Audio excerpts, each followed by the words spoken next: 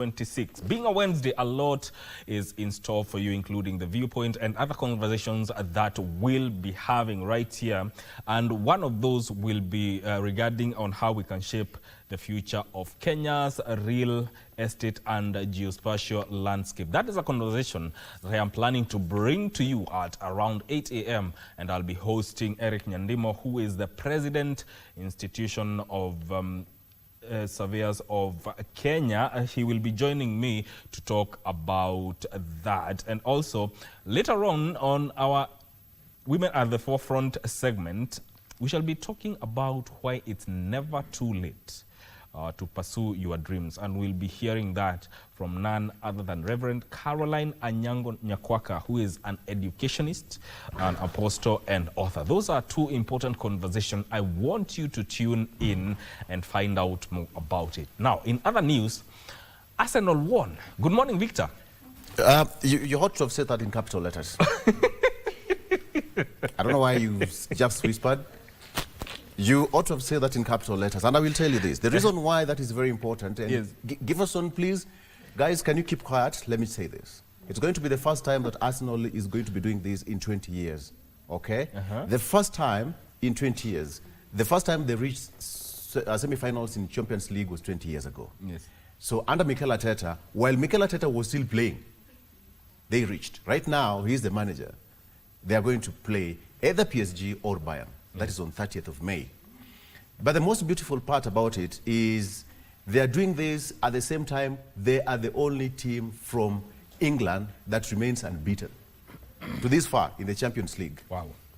Given that, that is going to be a big one. This is my point. If they do it, I don't care how they are going to play. I don't care how many goals they are going to score. But if they win the Champions League, remember the Invincibles? There is time here, Thierry Henry, Mikel Arteta, and all that. This time around, I'm going to give them a name, Unforgettables. Now, Victor, now you can. I'm going to be sincere. As a Manchester United fan, able to do this season, especially on Champions League, I think it will be a first for you guys if you win this, the Champions Cup. Yes. It will be a first, right? Yes. And then it will be a first maybe in 20 years if you happen to win also EPL, which currently I think you quite advantaged. We are looking for a double, I think your rivals Manchester City drew 1-1. So I think the two cups are open for you. It's quite open. Actually, Pep said that this is for Arsenal to lose. I think he's seen it. If we beat the Hammers, the next match, then we are good to go. With only two matches remaining. Who do you want to play with in the finals in the Champions League? Is it PSG or Bayern? Who do you want? Choose your poison. No. We are now up to task. Bring them on. Bayern, PSG, we are good to go. Gentlemen, let's get to the business of the day. This is part of business of the day. This is part of business of the day. I think it's Mike. Yes. Give us on. Yeah. Usimpige makofi. Acha tuwapige makofi. Yeah, you've done well. Makofi kwa Senado. You guys have tried. You guys have tried. The man speaking here, anapigiwa makofi, is Victor Lo. But at least get one cup. If not EPL, get a Champions League. We are going to start with the EPL first. Then Champions League on 30th of May. Let's see how that pans out. Absolutely. Welcome to the program. That's how we started. Later on, at around 7, let's talk about the President Ruto's tour to Tanzania, state visit. I want to talk about the ties that binds us, that the president was there. They have signed so many deals. There are so many infrastructure projects that he's floated to our neighboring countries. There's also politics at play, as well as the trade in that particular region, in this region, that is East Africa community. And we're going to be looking at that, what it really means to the president. And again, this is coming at a time. He's also, actually, Kenya is addressing Tanzania Parliament after 24 years. The first person to do that was President Daniel Arap Moi the late. And now President William Ruto has done it 24 years later. Let's take a look at that and what it really means. There are so many Some people say there's so many spaces in between. I want us to fill those gaps at exactly 7. I'll be joined by Henry Ndindi, lecturer, communication strategist, and governance expert. Dennis Omondi, political analyst, will also be here. Crispus Othimba is also a political analyst. And finally, Gilbert Aweno, who is a lawyer and secretary of the Kenya Union of Public Relations and Communications Professionals, otherwise known as COPRECOM. They'll be here at exactly 7. Let's unpack that, the president's tour and what we should expect from Tanzania. Over to you, give us some. And also don't forget, Victor, Mama amesema nyinyi hamna heshima na hamna tabia. Mnafaa kupigwa mikwaju. Tafadhali. But Victor and Migwi, let's delve into the world of news for a moment. And now we start with Tanzania, where President William Ruto has called for an end to suspicions and mistrust between Kenya and Tanzania, saying the two nations must embrace decisive integration to unlock economic and even social opportunities. Ruto, who addressed Tanzania's lawmakers on Tuesday, decried the slumping records on intra-trade between East African nations that he says continue to sabotage economic prosperity of the region. Take a look. Tuesday morning, Dodoma, Tanzania. President Ruto arriving to address the 403 members of the Assembly on his second day of his state visit. A ceremony accentuated by color as the anthems of the two countries were belted.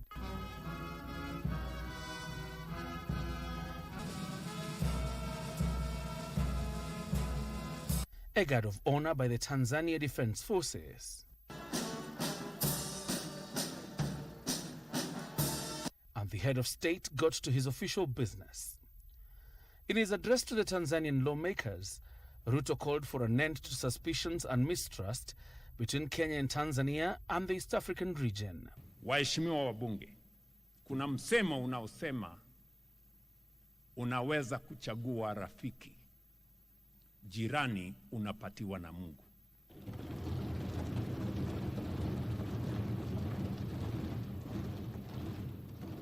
It is this enduring foundation of shared history, shared sacrifice, and shared purpose that finds expression in the ties that bind Tanzania and Kenya today. Ruto says Kenya and Tanzania have a shared history that should not be sacrificed by unhealthy ambitions. The time has come for our generation to move beyond incremental progress towards decisive integration. Because our biggest barrier is not infrastructure or policy, it is the quiet mistrust that pervades our relations. He called for the total elimination of barriers inhibiting the free movement of goods and people between the two nations. That boundary is not merely a line on the map. It binds our destinies as a vibrant corridor of trade, culture, and human connection, where goods, ideas, and people flow, reminding us that our progress and our setbacks are intertwined. While highlighting key cross-border investments worth billions of dollars, the president called on respective parliaments to support integration through policies and legislation. But perhaps the most powerful illustration of our unity is found in nature itself. Each year, during the Great Wildebeest Migration, millions of animals move freely between the Serengeti and Masai Mara, guided not by borders, but by survival. They do not stop at borders. They simply cross and return. What nature has made seamless, policy must not make it difficult. Once more, the head of state was adamant that Kenya and indeed the region were keen on seeing through the oil refinery project proposed to be set up in Tanga. Nafasi tulio nayo is not to continue exporting raw materials from our continent and importing finished goods from elsewhere.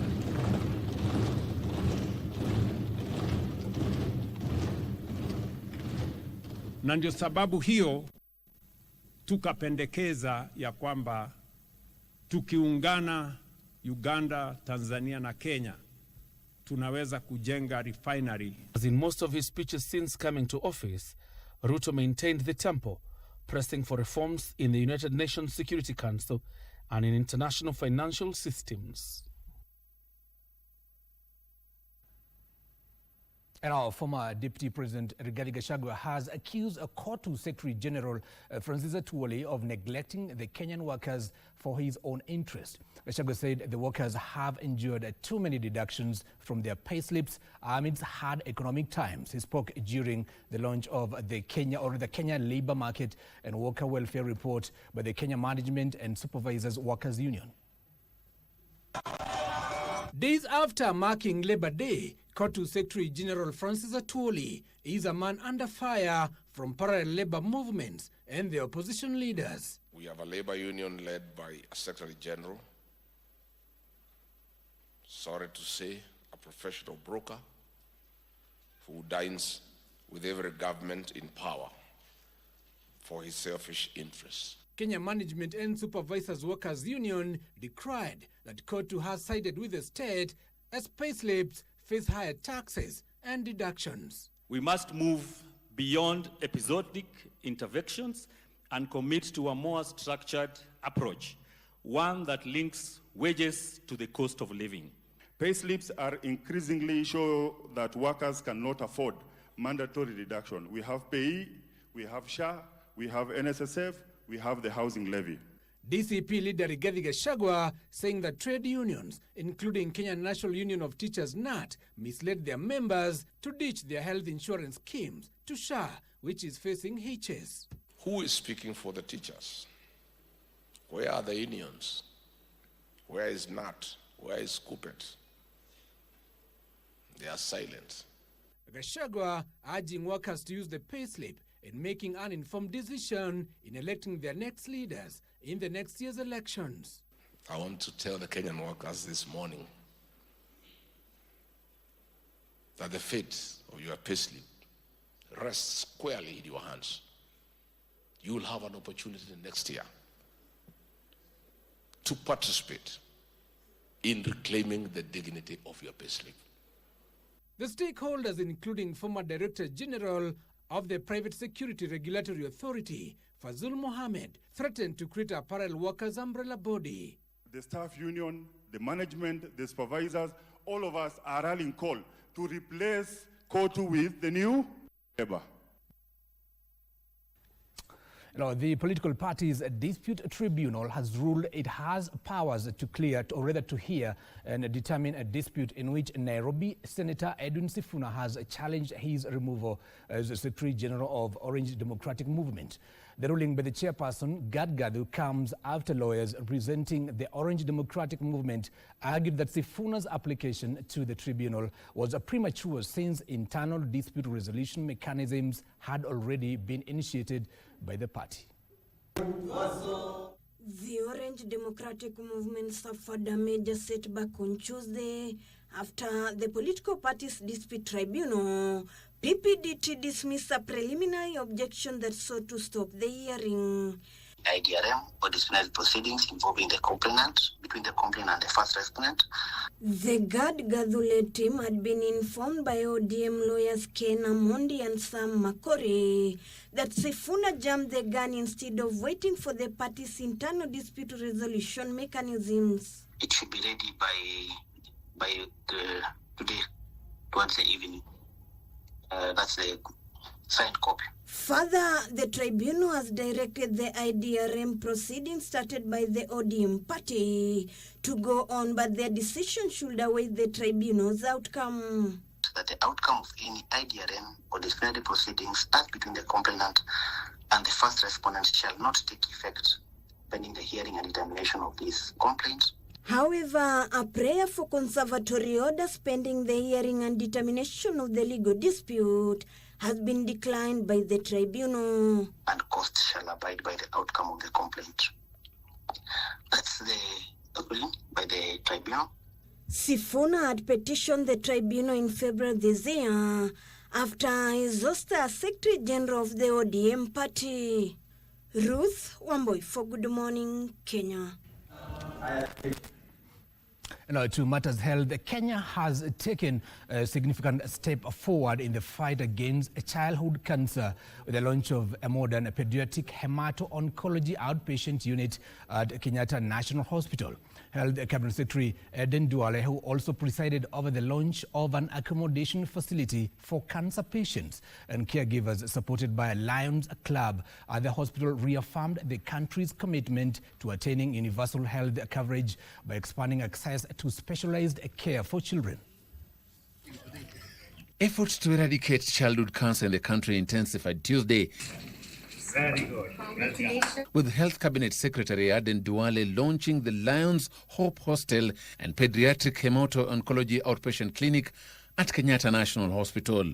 The facility is designed to enhance access to quality oncology care, offering outpatient treatment services for both adult and pediatric outpatients. Beyond these facilities, what we are truly launching is dignity. We are launching compassion and support for families facing one of the life's most difficult journeys. It will also provide accommodation for patients and caregivers traveling long distances for treatment, easing the burden of travel and lodging while improving treatment adherence and patient experience. The Hope Hostel is more than just a building. It is a place of comfort, a place of rest, a place where families can gather, strength in between hospital visits. Speaking during the event, CS Duale said the government is prioritizing the transformation of pediatric cancer services through targeted investments to improve early diagnosis, treatment pathways, and long-term follow-up. Too many families have had to make a very impossible choice between paying for treatment and paying for a place to sleep. Too many children have been lost, not because care was not available. The CS further noted that strengthening these services is key to improving survival outcomes and ensuring no child is left behind. The facility will deploy the use of advanced technology in the treatment of complex cancer cases such as brain tumors, allowing clinicians to target affected areas while protecting healthy tissue. So today's launch is a reflection of that commitment. It's about removing the barrier that stands between a child and life-saving care.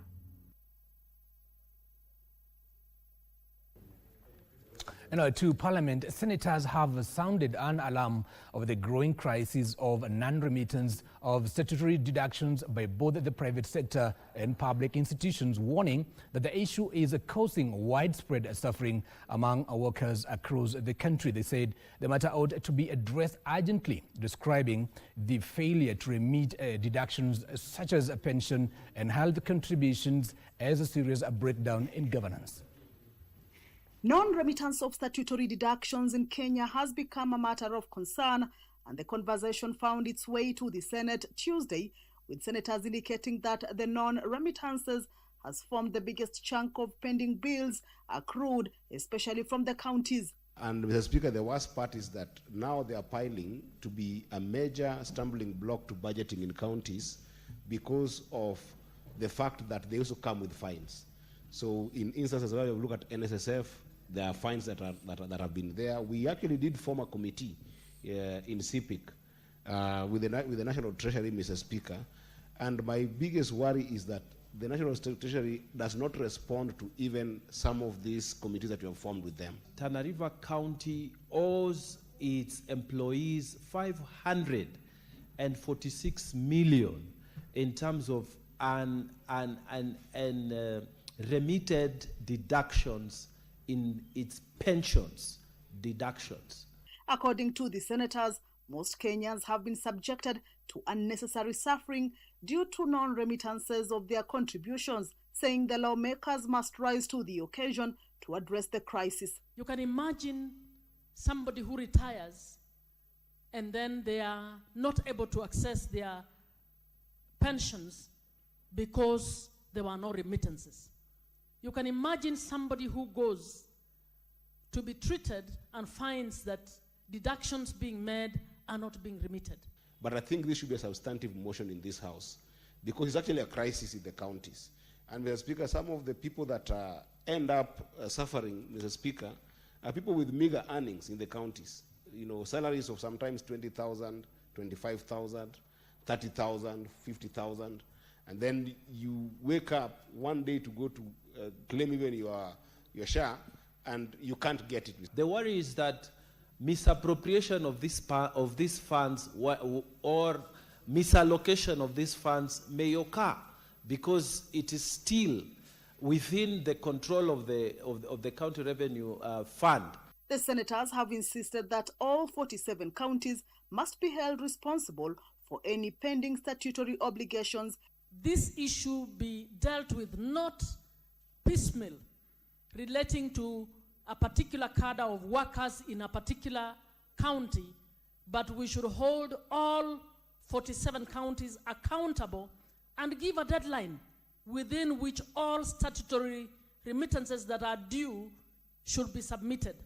Meanwhile, the Senate has approved to hold its annual Senate Mashinani week-long sittings in Kilifi County. The sittings are set to take place in September. And nominated Senator Karen Nyamu has been forced to tender an unreserved apology to the Senate and students who had visited the Senate over remarks she made in the House while addressing the students. I acknowledge that the utterances were inappropriate and fell short of the dignity, decorum, and respect expected of a state officer, particularly towards a young female learner who was in the Speaker's gallery. I reaffirm my commitment to uphold the values and integrity of the Senate. According to the Speaker, Amason Kingi, the utterances were disrespectful, inappropriate, and fell short of the standards of decorum of the House. Now, Kenya has hosted the launch of a regional youth coalition aimed at strengthening climate resilience and creating green jobs across IGAD region. The initiative brings together young innovators, policymakers, and development partners to amplify youth voices in climate action.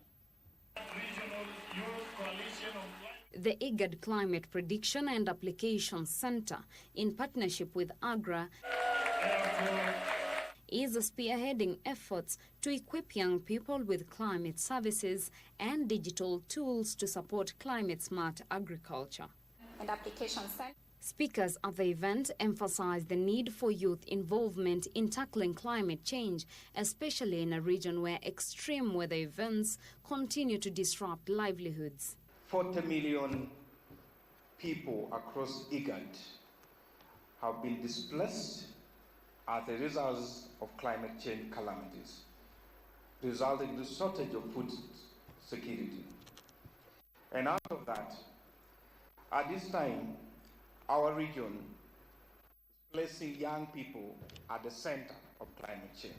Dr. Abdi Fidar, director of the IGAD Climate Prediction and Application Center, noted that young people must embrace technology, innovation, and lead climate solutions. In order not to be affected, you have to be with knowledge. Otherwise, you will be left behind. You have to read it, you have to learn it, you have to know how to use it. Not only how to use it, but also how to innovate. We, the young people, are already pioneering the climate-smart agriculture, leveraging the digital technologies and building green enterprises that contribute to the food security and the economic resilience in the region.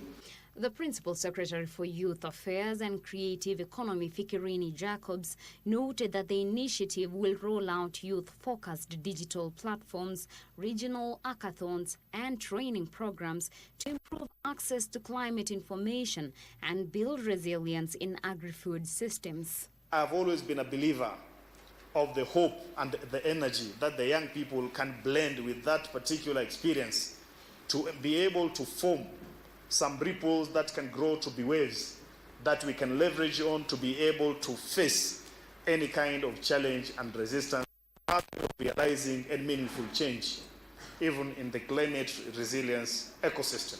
With over 60% of the region's population under 25, stakeholders say empowering youth is key to addressing climate shocks, food insecurity and unemployment. With the shared reality of climate change, it is no longer a distant threat, but it is disrupting our lives every day.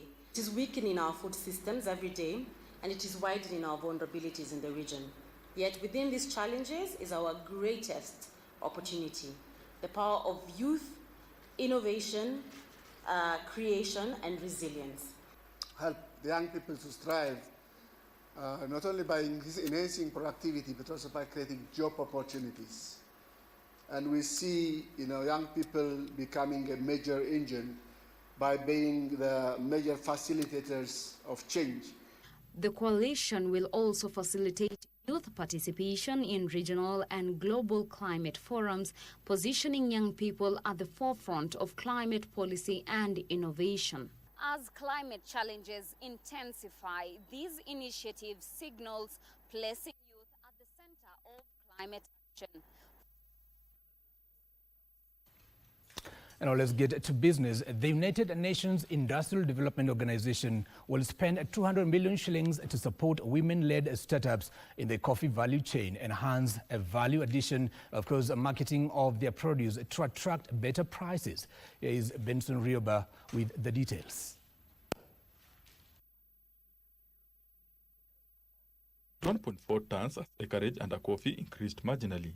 This is, however, a third of Kenya's target production of 150 tons annually in the next 4 years that is expected to leverage various interventions, including increasing yield per bush. The United Nations Industrial Development Organization has also rolled out a program to train women on proper crop husbandry and modern farming. Coffee sector is a very good example for the Women in Industry Day, where women should chart the future of industry, because so many women are involved in coffee, but always in the labor-intensive, juakali and low levels.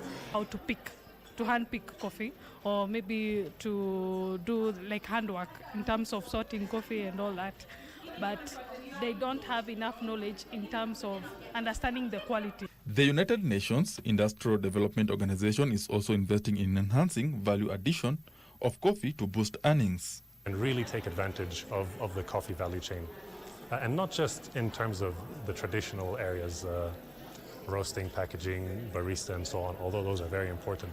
There are many ways where you can valorize coffee, use coffee byproducts, or use coffee in ways that create value that are not standard. The training will further focus on supporting farmers conform to the EU deforestation regulations and other international certification to ease market access. 55% of Kenyan exports of coffee going into the European Union. It's quite important for us to see how then do we get women to participate and actually start getting their produce into the EU. The Coffee Kenya mark of origin has been owned and I think is certified to the Agriculture and Food Authority.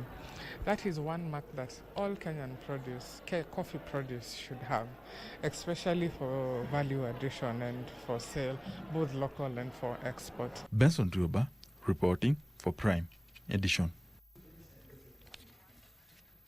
And now let's get sporty for a moment. The national men's sevens team, Shujaa, have reported to camp at Kasarani Stadium as preparations intensify for the remaining legs of HSBC Sevens World Championship Series in Europe after finishing 7th in the opening leg won by South Africa in Hong Kong. A total of 18 players are in camp, with the technical bench focusing on final preparations ahead of the crucial fixtures. Chris Brown has also joined the technical setup to strengthen the team's high-performance program. Shujaa will resume their campaign in Valladolid, Spain from the 29th to 31st of this month before heading to Bordeaux, France for the final leg scheduled between 5th and 7th of June this year. Meanwhile, the Kenyan rugby fraternity is mourning the death of former Kenya Lionesses head coach Felix Adeolo, who passed away in a road accident. The Kenya Rugby Union described him as a respected coach and former player whose contribution to grassroots and women's rugby was significant.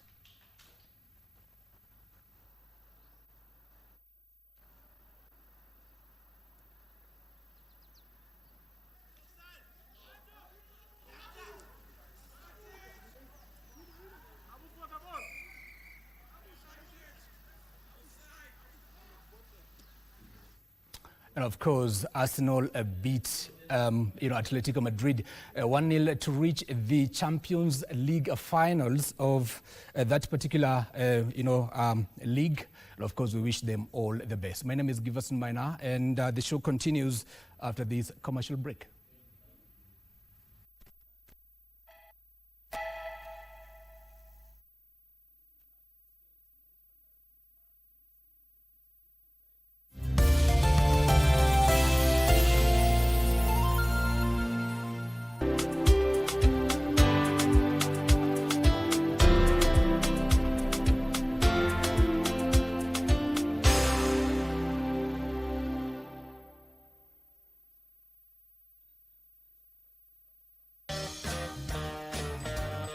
Hi, my name is DJ Alicia. I'm a musician, DJ, and an actress. J'aime la paix, vive la paix. Matunda kweli yafana kwa afya dunia nzima. On what games do you love to play? In today's book, we meet a character called Mia. And Mia has a puppy that she loves so much. Today I'm going to show you how to make chicken nuggets. They have a nice golden brown color and they also have a nice crisp.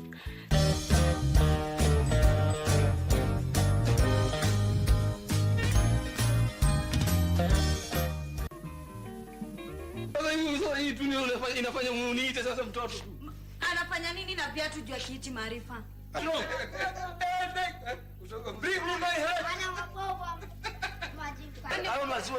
Sina maziwa mekea mtoto wewe. Bili mimi ni mtoto. Kile imekuaje? Jamani. Lakini Bili unapenda mchezo. Wewe. Tutu.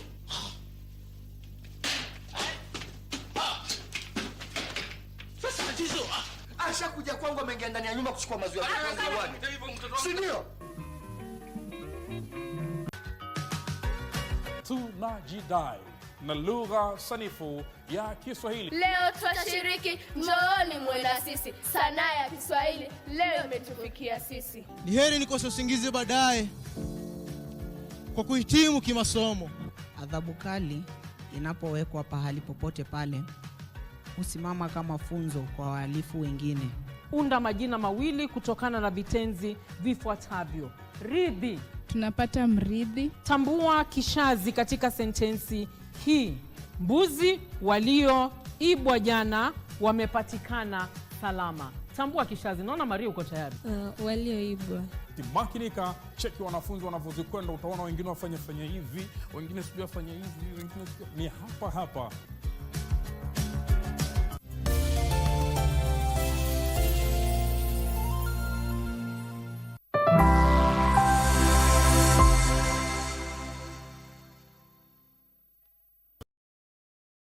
Back. It's now time for us to get into the discussion. Being a Wednesday is the viewpoint, and let's do this. Being the 6th day of May 2026, 4 minutes past 7 a.m. Karibu sana. My name is Victor Lo. I'm starting with my guests who are already in studio. I want us to talk about the president's tour of Tanzania, 2-day state visit. Let's just want to talk about that and analyze it deeply. I'm joined by Henry Ndinde, who is a lecturer, communication strategist, and governance expert. Thank you so much for joining us, Umwami. Thank you, Victor. As well as Dennis Omondi, who is the president and founder of Empower Africa. He's also a political analyst. Dennis, good morning. Thank you so much. Good to see you once again. Good to see you too. Karibu sana. Asante. And lost and found, the only man, Crispus Wathimba, political analyst. You just have to tell us where you disappeared to. Well, thank you, Victor, for having me. I've been around. It's just that I've been engaged in a few things here and there, but I'm okay. It's a good problem to have. Yes. We understand. Thank you. Karibu sana. Crispus Wathimba is an engineer and a political analyst. Gentlemen, let me take you through the front page of our local dailies pretty fast. Based on what I want to discuss today is Ruto's deal with Samia. That is on the Daily Nation. Ruto's deal with Samia. There we have it. Okay. There are several deals that were signed. The Daily Nation says that there is actually, based on the ties that bind, the President Ruto is the second Kenyan leader to address the Tanzanian president. The first one was President Daniel Arap Moi the late, and the infrastructure beat Ruto urges Tanzania to buy into oil refinery project that is supposed to be constructed in Tanga and backs rail growth. And politics, President President Suluhu laments Gen Z uprising, calls for joint crackdown on political dissent. We'll take a look at that. And on the trade aspect, on the back of the raging trade tariff, the two sides agree to reduce non-tariff barriers. It has been a very big issue for the East Africa community for a very long time. There were a number of 6 agreements which were signed, 6 in total, from railway, agriculture, gas pipeline, mutual legal assistance, recognition of seafarers, and finally on trade. There you have it. There is a story about over 151,000 pioneer CBE learners drop out of junior school. That's a very sorry state, okay? And families in pain over demolitions. And finally, there is Sifuna faction who has now given terms for truce with Oburu's ODM camp. Interesting. On the front page of the Standard, diplomatic gaffes. That is what I have here on the front page of the Standard. The Standard says that President William Ruto is earning a reputation for making bold claims. He later has to walk back, as a string of diplomatic missteps places him under mounting scrutiny. During a state visit to Tanzania, he was forced to explain himself after announcing that a regional oil refinery would be built in Tanga, a claim publicly disowned by host leader Samia Suluhu. The episode, lays bare a pattern of premature and provocative declarations, from dismissing neighbors as less developed to sparking needless international rows, and including a public spat with the Nigerian officials over language that are steadily eroding Kenya's credibility on the regional and global stage. That is what's on the front page of the Standard. And finally, the Star says that ministers move to steady ODM as factional rivalry deepens, very different from what's on the other two dailies. Analysts divided on whether interventions will succeed. Dr. Obwaka died of cardiac arrest, according to the post-mortem, which was done yesterday. And that is what I have here on the local dailies. Gentlemen, let's start with what is important, the ties that bind. The president visit to Tanzania, and we have got so many people talking, including on the front page of the local dailies. Let me start with you, Omwami, and good to see you once again. Ruto's deal, a lot of ties, you know, being the second president after President Moi, and now we have that infrastructure, politics, and trade. Just give me a quick overview of what you saw and what is your personal opinion about this. Thank you, Victor. Let me start by registering my disappointment as a Kenyan national. If my president goes out there to misrepresent me, then definitely I have to be disappointed. And the reason for it is specifically that he touched on my other part of life, which is Kiswahili. He delivered the Kenyan child to Tanzania. I mean, stating that Kiswahili was born in Tanzania, it got ill in Kenya and died somewhere in Uganda, that was misrepresentation of facts. And as a citizen of this country, let me register my disappointment. Second, that is taking jobs away from Kenyans. Yeah. Because African Union has an agenda that by 2063, it desires to have one common language of trade and one common language of operation. And Kiswahili has been touted to be that language. So if we talk of sending Kiswahili to Tanzanians, we are denying Kenyans those jobs. People lose trust in Kenyans, and especially professionals who've studied Kiswahili well to the highest levels, then definitely these jobs will go to Tanzanians. So I register my disappointment with that. However, let me acknowledge that it's good neighborliness, because we need to maintain this neighborliness with our colleagues in the East African community. We must have them around. Whenever we guff or we raise statements that misrepresent facts, like what the president said some times back, it didn't sit well with the Tanzanians, that we are developed, that is why we are selling our oil higher than our neighbors. So he had to go firefight that, because it had we had risen some bit of warmth in the Tanzanian systems, And we saw exchanges between cabinet secretaries and ministers from Tanzania who were going direct, sending direct jabs at the president for having sent such statements. So I think the president went to firefight, but again, out of firefighting, he ignited another fire. Which one is that? That fire of communicating on behalf of the government of Tanzania. And I think that is why I agree with the Standard newspaper that these are diplomatic gaffes. Because my brother, the core principles of diplomacy, one is that of national interest. So if you look at the national interest, the president has failed us. If he decides to take Kiswahili to Tanzanians, he has misrepresented the interest of Kenyans who also need to benefit from Kiswahili. Then the other component is credibility. Is the information president giving, is the communication the president is giving credible? So if he raises an information or he raises statements from a point, then they are discounted. There is countenance of such information from his colleague on the other part. Then that means the information the president is raising is not credible. And that also misses on the core. Then the other component of clarity. Is his communication clear? Is he building trust? So such things, especially from statements that have come from the president, misrepresenting our relationship with our colleagues like Nigeria. You know, sometimes back he announced opportunities in German, then German countered that statement again. So that means the president is not building trust and he's not building clarity in the information he shares, which disappoints me actually. Denise, how important was this visit? It's the second visit and national address to the National Assembly of Tanzania. That's after President President Moi. Yeah. And it's 24 years later. Yeah. But how important is this? Having in mind that East Africa community has had a lot of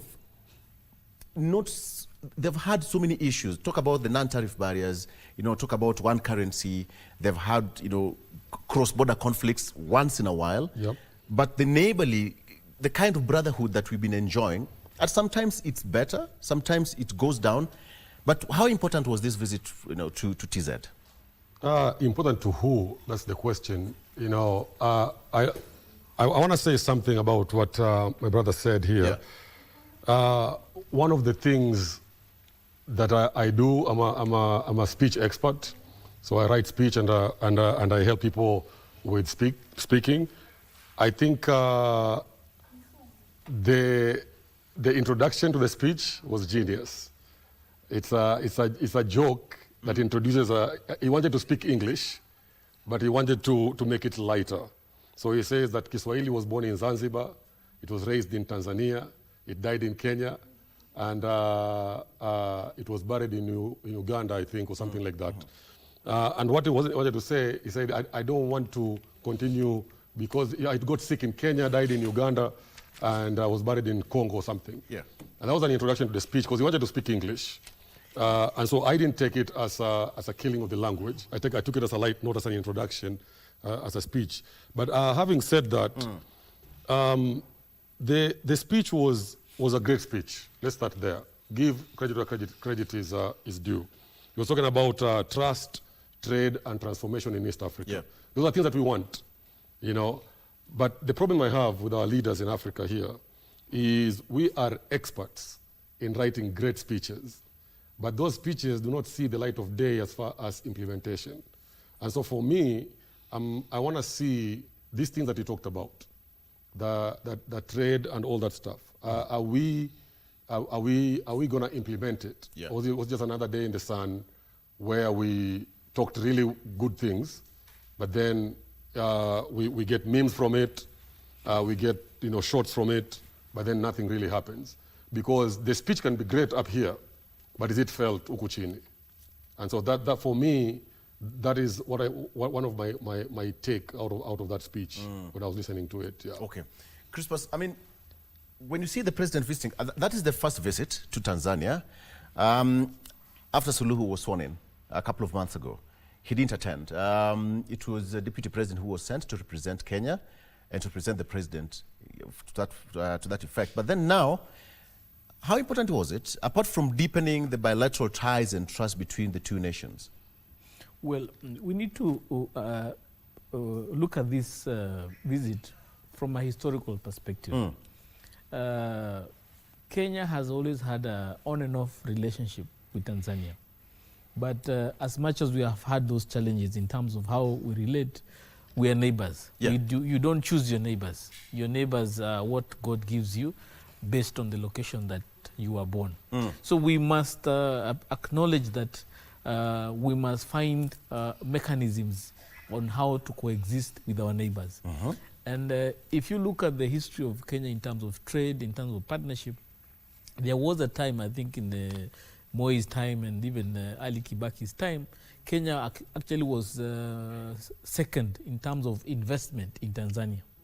As much as Uganda was our biggest trade partner, in terms of the areas where we had invested most as a country outside Kenya, Tanzania was one of those regions. A lot of businesses that were in Kenya were also investing in Tanzania, because remember, there was a time we could not do cross-border trade. So most Kenyans went and set up businesses in Tanzania to be able to take advantage of that market. So number two, we have also seen where our trade volumes growing up over the years, especially in areas, for example, to do with the agriculture, where we buy a lot of produce from Tanzania to Kenya. And as we continue to grow as a population and our area of production goes reducing, we have relied on our regional neighbors to feed our people. Yes. So that is very important, because as a head of state, you need to make sure that your people are able to feed themselves. So it's important that he's able to ensure that despite the challenges in terms of relationship that we have in the past, we continue establishing mechanisms where we can be able to do business together. The common man can be able to go buy onions, beans, milk from Tanzania and maize, and be able to provide the required resources to feed its nation. Thirdly, as a region, we have opened up ourselves to the East African community. And the East African community presents a very unique opportunity of over 250 million population. Then you ask yourself, if we are buying as a region, just between Kenya, Tanzania, Kenya, Uganda, and Rwanda, we spend over, we buy over 500 million liters of oil. If you add what Tanzania uses, what Burundi uses, what South Sudan uses, then it makes sense for us to go into the direction of Nigeria, where Dangote has made a very bold move by investing in a refinery in Nigeria, which today is what is saving Nigeria or West Africa region in terms of providing fuel, which for a very long time they were relying from what was being provided by Europe. And today, if we had the same refinery here, we would now be providing. Why don't you have it? Because even the president said, if I had an opportunity, I would have done this back home. You see, we as a country have made decisions in the past that have come to haunt us. We had a refinery in the country, and instead of building on it, we went into becoming a big buyer of refined fuel from the Middle East. Just like we have seen today, most of the stocks in our supermarkets are imported things from China. Yet for a very long time as a country, we used to manufacture our things, export to Tanzania, Uganda, and other parts of the region. So we have made decisions in the past that today are haunting us, because as a country, we have become reliant on what is called imported goods to meet our needs. And I'll give you a good example that has failed in such an area. Venezuela, when they had a very good economy supported by oil, they went into relying to imported goods up to the extent they could not produce tissue. So when the oil could not be sold in the international market, the Venezuelans were suffering because they did not have money to buy anything and they could not produce anything for themselves. Today, if you wake up and spend money in your breakfast, your lunch, and your dinner, 50% of those things that you consume there are imported goods. If you wake up and you dress and you prepare yourself to go to work, 90% of what you wear or you prepare yourself with is imported products. That is a very bad decision as a country. And I think because Kenya, we've taken advantage and we pride ourselves as most productive in terms of agriculture. We export more, but you also import more. But when it comes to that, Omwami, the whole aspect of different deals which were signed. Let me go 6 of them. Railway, there was a cooperation railway development from Voi to Singida. There's agriculture. There's a pact to, on measures to boost farms and trade, which Kenya prides itself majorly about. There's a gas pipeline agreement on feasibility study for a proposed natural gas pipeline from Dar es Salaam to Mombasa. Okay? And then there's that mutual agreement, legal agreement, collaboration in resolving criminal matters, which I'll come back to later because even the president talked about waweke bakora kidogo jenzi wakileta mchezo, you know, kidogo. Then the recognition of seafarers. There's an agreement on mutual recognition of seafarer certificates, and finally trade that has targeted 130 billion shillings in new trade and 65 billion shillings in fresh cross-border investment. Basically, from what I can see here, it's all about trade. Talk about railway, talk about agriculture, talk about trade. 4 of them out of 6 is about trade. But is Kenya giving more than what they're receiving from their neighbors? Thank you once again, Victor. But before I delve into that, allow me to rectify something that my brother Dennis spoke to. In Kiswahili, we say mzaha mzaha utumbuka usaha. So there are some of these jokes you don't want to advance them, especially when your colleagues or counterparts in the same region are working better and smarter to create economies for their own people. I mean, we are supposed to be supplying professionals that teach Kiswahili across Africa. And if we bring in such jokes, then we are not preparing the country to benefit from such. Yeah. So I think that is important that we consider, and if we want to make Africa grow as a continent, especially through intra-Africa trade, then definitely we have to invest in a language of trade or a language that supports that. But on a lighter note, Kiswahili for Dennis is just right. We know where we come from. No. You invite us to a program that discusses about that. When I talk of misrepresenting facts, for instance, if the president says there are 100 million speakers of Kiswahili in the world, and we know there are over 300 million, you see, that is what we talk of misrepresenting facts.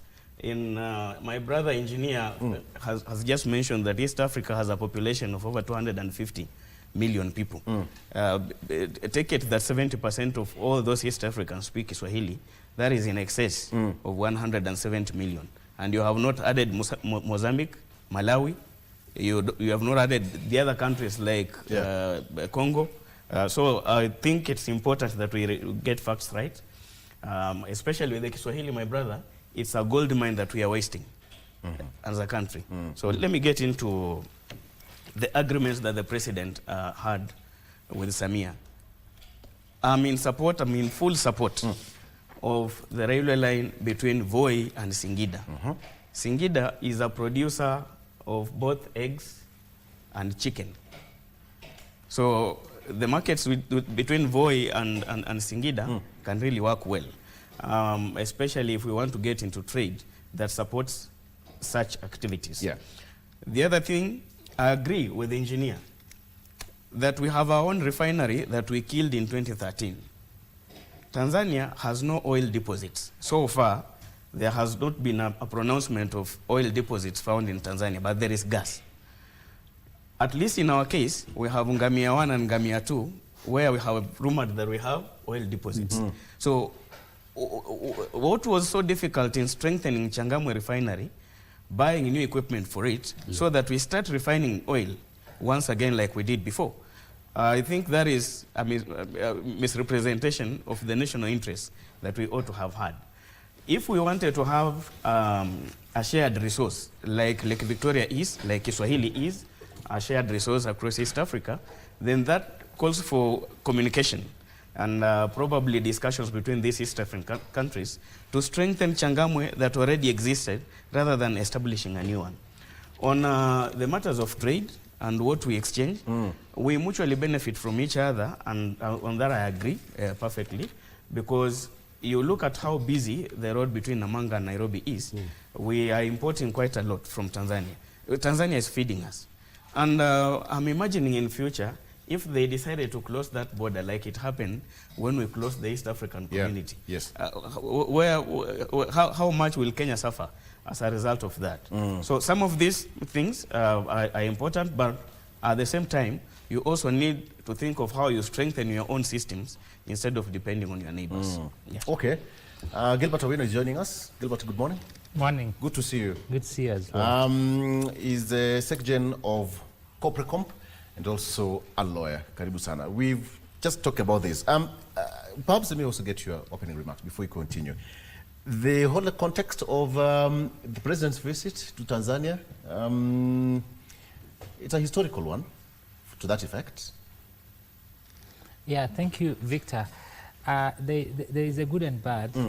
The good is that I commend the person who wrote for him the speech, the introductory speech in Parliament in Dodoma, where he said that Swahili was born in Zanzibar and then it became a teenager.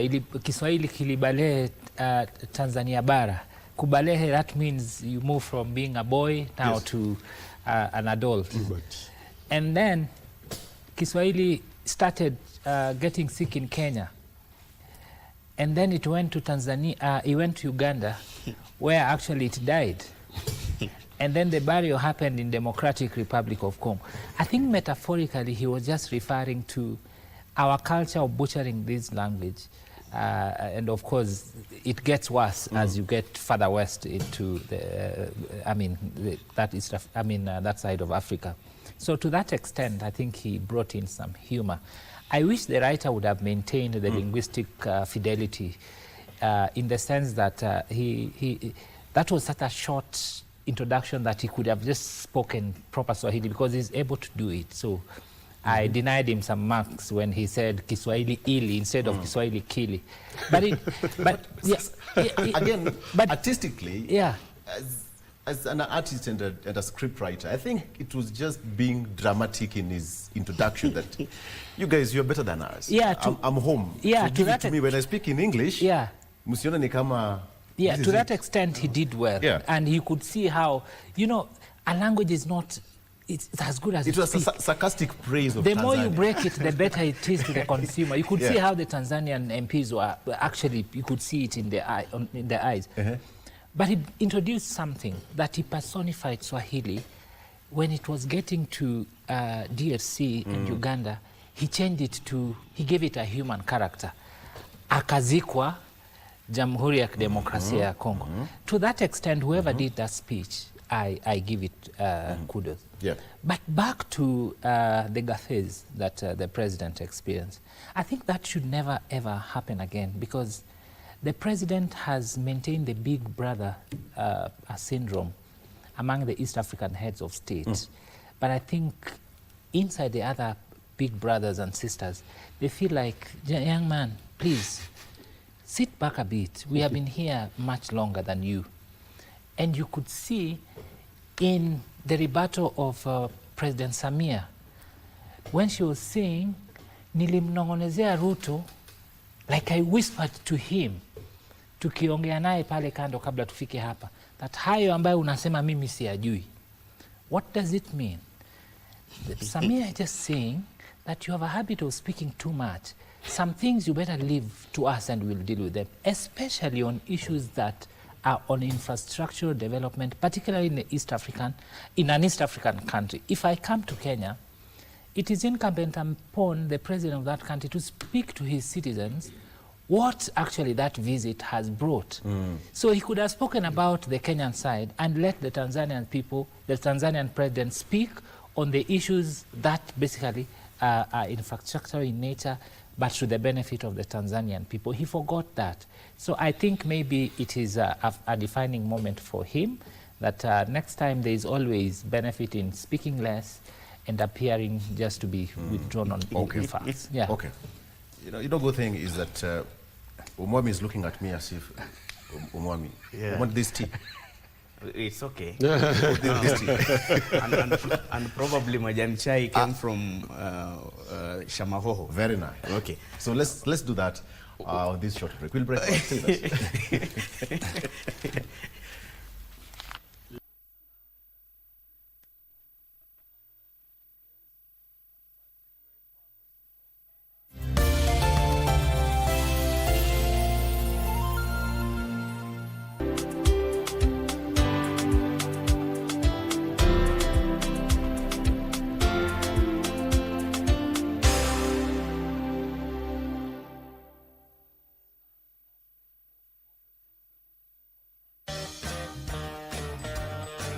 Hi, my name is DJ Alicia. I'm a musician, DJ, and an actress. J'aime la paix. Vive la paix. Matunda kweli yafana kwa afya dunia nzima. Or what games do you love to play? In today's book, we meet a character called Mia. And Mia has a puppy that she loves so much. Today I'm going to show you how to make chicken nuggets. They have a nice golden brown color and they also have a nice crisp.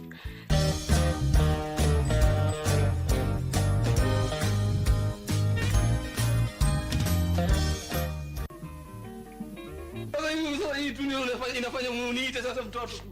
Anafanya nini na viatu juu ya kiti Maarifa? No. Bring me my head. Hayo maziwa, sina maziwa mekea mtoto wewe. Bilia mimi mtoto. Tena imekuaje? Jamani. Lakini Bili unapenda mchezo. Wewe. Tutu.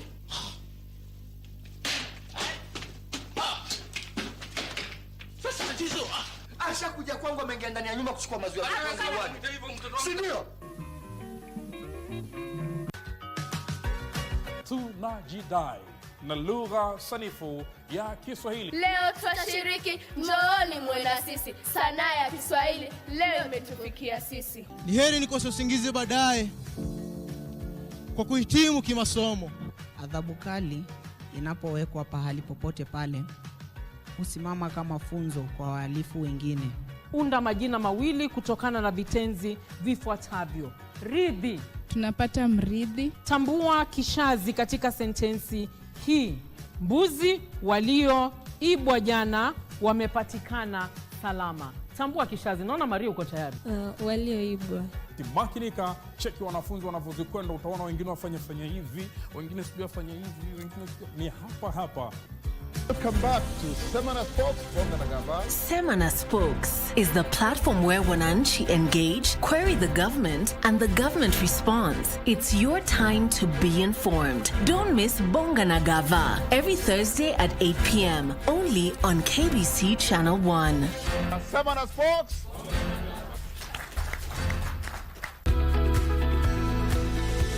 Kila mwisho wa juma kwenye runinga yako ya KBC Channel 1. Tunakuletea Mkulima. Ni kipindi cha kila mtu. Iwe wewe ni mkulima mdogo, mkulima mkubwa, muuzaji au mnunuzi, au yeyote anayenuia kuanzisha kilimo ama ufugaji. Tazama Mkulima kila Jumamosi saa 10:30. Ambapo kilimo na fursa zinapatikana.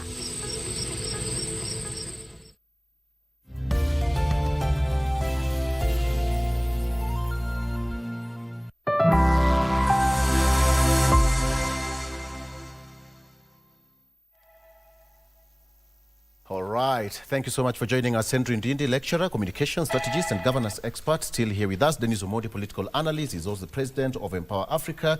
Crispus Wathimba, engineer, political analyst. And finally, Gilbert Awino is a lawyer and Secretary in Kenya Union of Public Relations and Communications Professionals, Corporate Comp. Gentlemen, let's do this and dig deeper. So we are here, but the most important thing that came out is also the aspect of diplomatic and political context. When you see the president going to Tanzania, it had two things, the diplomatic bit of it and the political context. Let me come to you, Dennis. Let's talk about the diplomatic bit of it. Kenya and Tanzania, we've enjoyed that for far too long. Yeah. And politically speaking, there's not much of a difference. Yeah. How can you describe these two? Talking about diplomacy, for me, I think there's a lot of coordination and consultation that is needed before we start engaging with other countries. And I feel like either it was lacking yesterday, just from that context in itself, was lacking, or it was ignored, you know. And diplomacy is not just about speaking boldly, it's about speaking carefully. And there are things that yesterday happened, you know, standard. You know, we have this thing saying diplomatic gaffes. And like Omwami said here, it is not the first time that this has happened. And so we either need to fire our national speech writers, or no, not speech, but the advisors that are advising our president, because our president is a very smart man. but he's surrounding himself with smart people. Because the speech, for example, he spoke very, very deeply about trust, partnership, and coordination. But then you have these headlines. So it really mars and blurs what was talking. So now we're not talking about the speech itself and what good things are coming out of the speech. Yeah. We're talking about the gaffes. And I don't think that things just happen by chance. When the president of Tanzania comes out and publicly, corrects our president, I don't think that that's by chance. What are they trying to communicate? So is this relationship that we're thinking things are good in Kenya and Tanzania, are they good, or is it just, we are covering things to seem like we're doing well, but we're not really? Because yesterday, the president said something about bilateral trade, and I really like what he said. He said that we have reached approximately $860 million in 2025, as far as bilateral trade is concerned, and we are on course to hitting $1 billion this year. Now, those are impressive numbers, but what is the significance of this number? For me, the significance of this number is not just the number itself. It shows how economically independent we are, but the truth is, East Africa is not trading with each other. Like engineer said, we are very heavily trading with other countries that are out of Africa. We're not trading within ourselves. So when you look at what's going on in East Africa, for example, and we look at these things and we say there is still a lot of border delays. You go by bus to Tanzania. Yes. At the border there. The reflection of this neighborliness is not, there is a lot of suspicion. You come out with your bag literally and you line up, and it takes almost an hour and a half, sometimes even 2 hours, depending on how many buses are there. That is not good for business. You have a lot of inconsistent policies within these two countries. So you come here, you go there, and you're trying to do business, but then the policies over there infringe on what you're trying to do, or vice versa. And so I think there's a lot of talking that needs to happen in this diplomacy of ours, consultation, coordination, and we just not stand up and speak things. For me, is the person on the ground, which is my very concern, feeling these numbers. Like I asked, they said, when you said that there is benefits coming out of this, who are the beneficiaries? Like for example, when I hear Omwami saying that the Voi-Singida railway is good, and I agree with you. But then you say that in Singida there's eggs. Already there's a lot of concern in my head because the biggest egg farmer in Kenya, we know who he is, and his chickens. So is this railway from Singida, Voi to Singida, is it going to benefit the people of Voi and Singida and Kenya as a whole, or is it being built to benefit one farmer in Kenya? So I don't know. The mistrust that we have, just within our country and within the region, those things need to be ironed out, and we need to create environments where trust flourishes. Right now, there's very little trust, and when information like this comes out, I am looking forward to the memes that are going to be circulating in the social media. When you talk about chicken and we are looking at Umwami, you meant well for him. I did. I'm a seriously interested party. The biggest supplier. But engineer, look at it this way. The non-tariff barriers, he's also mentioned that we've had this over. Even President Uhuru talked about it. President Mwai Kibaki talked about it. Now we are talking about non-tariff barriers, not within Kenya, Tanzania alone. Even crossing over to South Sudan, going to Juba, going to Congo and all that, it's still a very big issue. No wonder Kenya, we do a lot of business with other countries, as he said, with other countries outside Africa than among ourselves. You see, if you remember when Kibaki came to power, the trade relations across the borders were very low. Yes. But within a very short time, Kibaki was able to restore the position of Kenya as a leading economic power to the extent that people had built confidence within the region that Kenya is able to give us direction in terms of manufacturing, in terms of infrastructure, in terms of agriculture and all that. And personally, I had the opportunity to leave university, work for a very short time in Kenya. And within that period of Kibaki, I was able to work around the region in terms of working in Uganda, Tanzania, Burundi, South Sudan. And during that period, I would appreciate that the pride that Kibaki and the Kibaki administration brought to Kenyans also was something many people in the region admired for a very long time. But following the issues of post-election violence, we suffered a great deal in terms of reputation as a country. Yes. And in terms of stability that the region really used to enjoy from us. And successful governments have not been able to bring us back to that point where the region had trust in us. Why? And the question is why?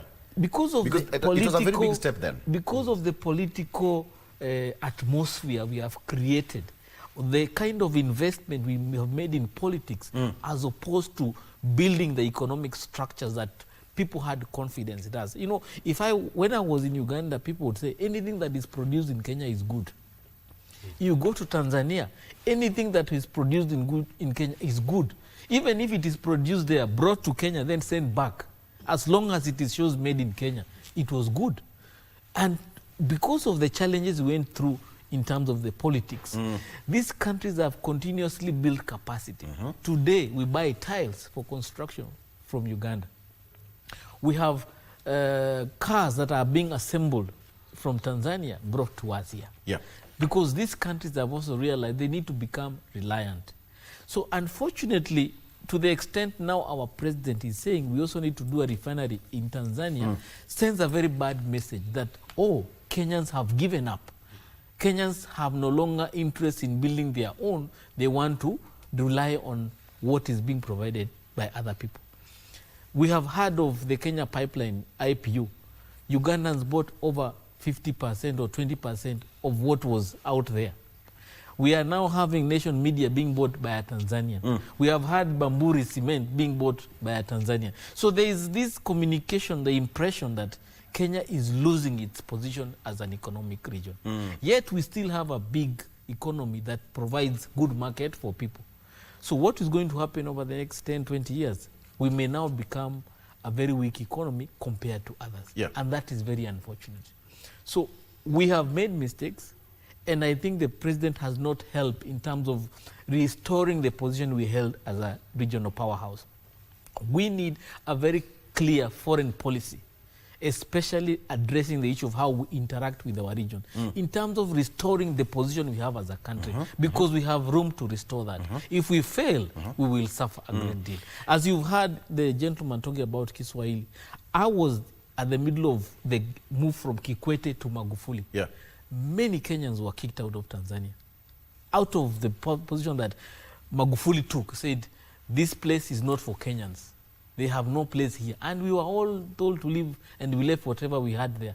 So we need a leadership in this country that will always make sure that our position here and abroad is held fast. Gilbert, look at it this way.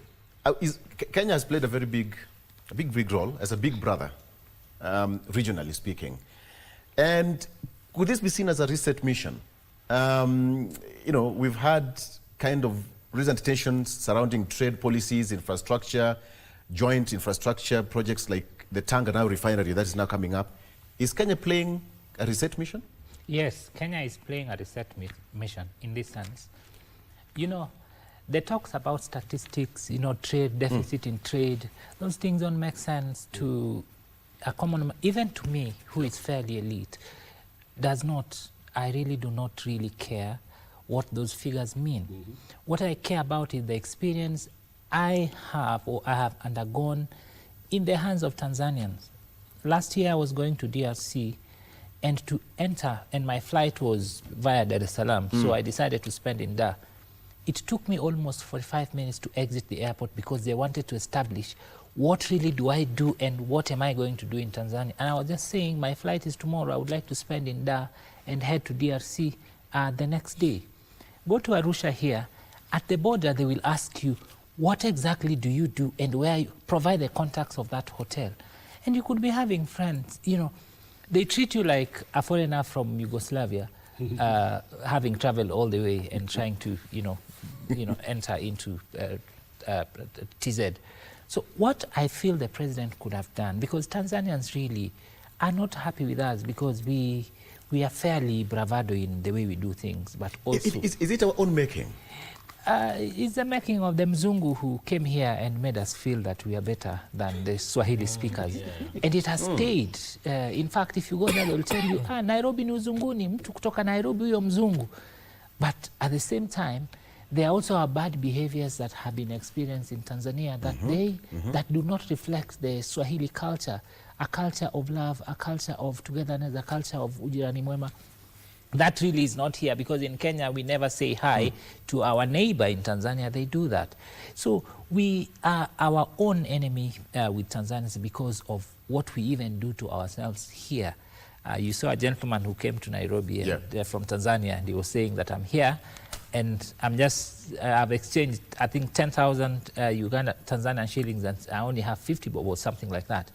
Like, Kenya is a country that really shivers in the mind of a Tanzania that is a very elitist state.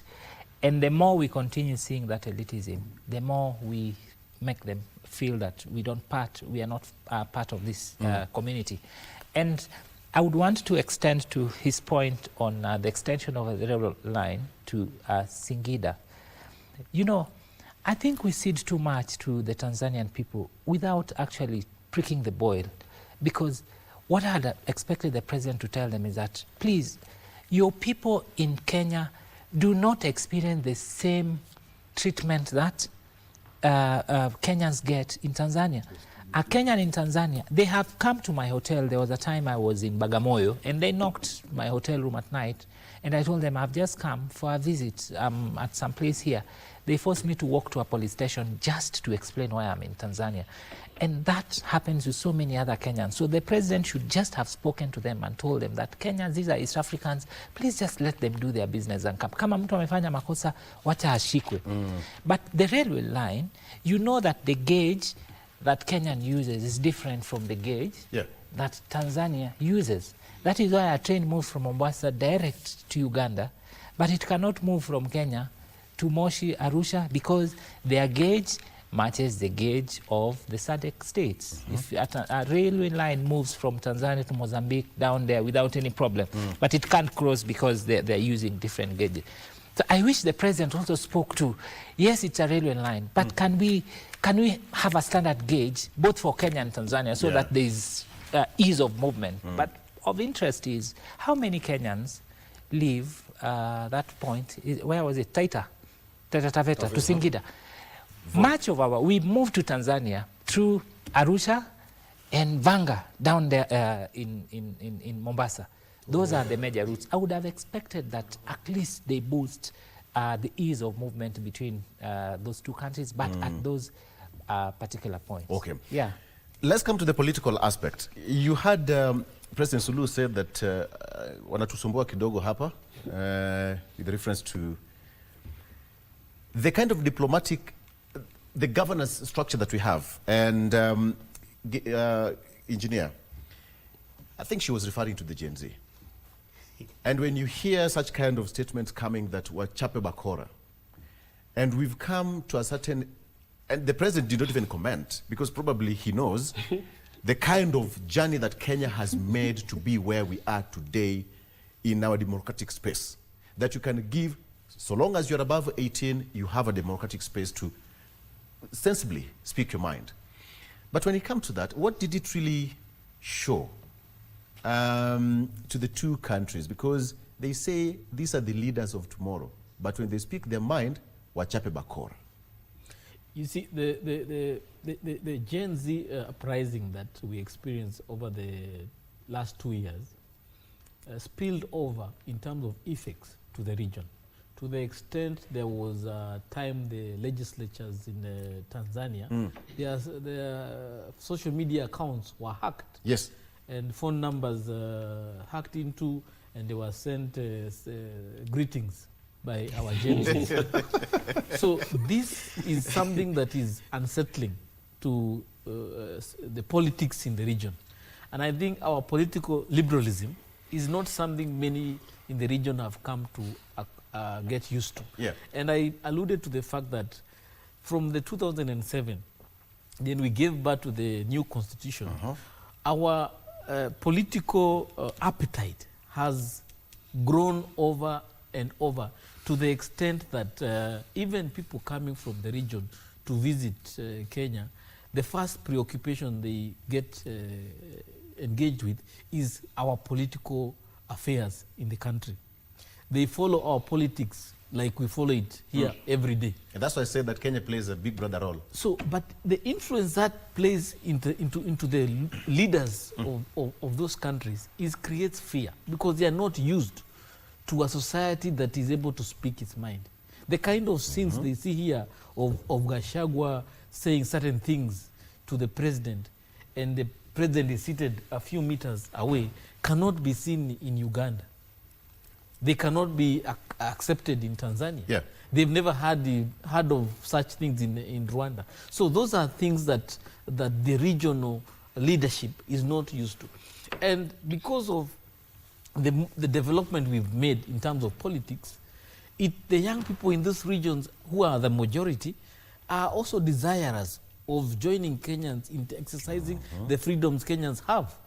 And it is just because of that the leadership is not comfortable with accommodating any form of liberalism in their region. And to some extent, one has to give in. And we saw what happened in 2025, the elections in Tanzania. To some extent, they exercised that freedom. Yeah. Uganda, it was a bit suppressed. Sudan, we have never seen. Rwanda, we are not aware. But I can tell you, there is an appetite, there is a desire to be like Kenyans. It's a good thing, but unfortunately, in terms of how we are running our business here, it affects how we relate with the people. And, yeah, in terms of our democratic space, I think we've developed as a country. From 1963 to date, we have done well. Dennis. I think this is an area that I'm really passionate about, young people. And for a long time, and kudos to the Kenyan Gen Zs, the young people have been seen as a problem in our country. They're a problem to deal with, not an investment. And we haven't really invested in our young people. And I want to recommend our president for standing in the world stage, or East Africa stage, and talking about development, while Suluhu is talking about disciplining young people. He's talking about opportunities, you know. And we cannot build a strong East Africa by punishing our young people, because that's the biggest asset we have. The majority of the population in this region is young people, and if we don't invest in young people, we are really destroying our tomorrow. And so for me, I look at and when I was here last time, I talked about the Gen Zs, and I agree with the engineer here that there's a big appetite for politics in this country, and young people are refusing to be the leaders of tomorrow. They want to be leaders now. And in Kenya, that space is opening. Yeah. In Tanzania, they want to close that space, talking about beating. And I commend our president for not commenting, because that would have been political suicide on his side if he did that. Because the young people here in Kenya are very vocal, and they're very active, and they don't fear anyone. Like someone said to the president's face, we respect you, but we don't fear you. And to engineer's comment, you said that in Uganda, you will disappear. You said that in Uganda, in Tanzania, God help you. But in Kenya, you can say that and live to see the next day.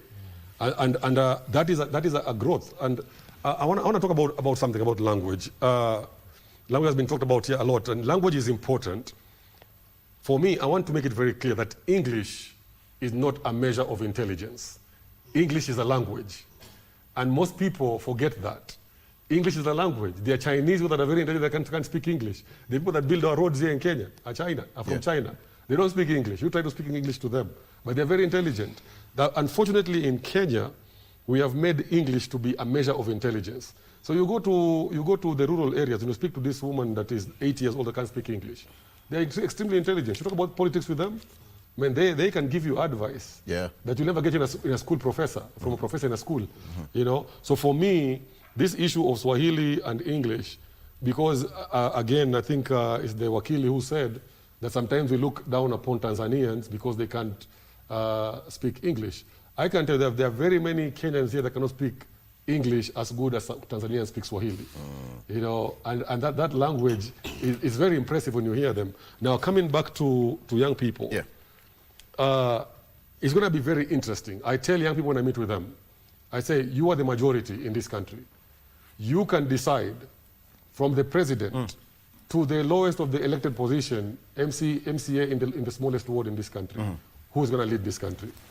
And the leaders of this country have not invested in young people. They have used young people as a ladder to get into power. And once they get up there, they kick that ladder because they know in 5 years there's going to be more young people to exploit. And for me, I tell young people, you need to say in your mind, enough is enough. You can't be used. So like in this speech yesterday, the president talked very, very well about young people. And I love what he said about young people. But again, for me, the measure of the impact of that speech is not the number that I put out there.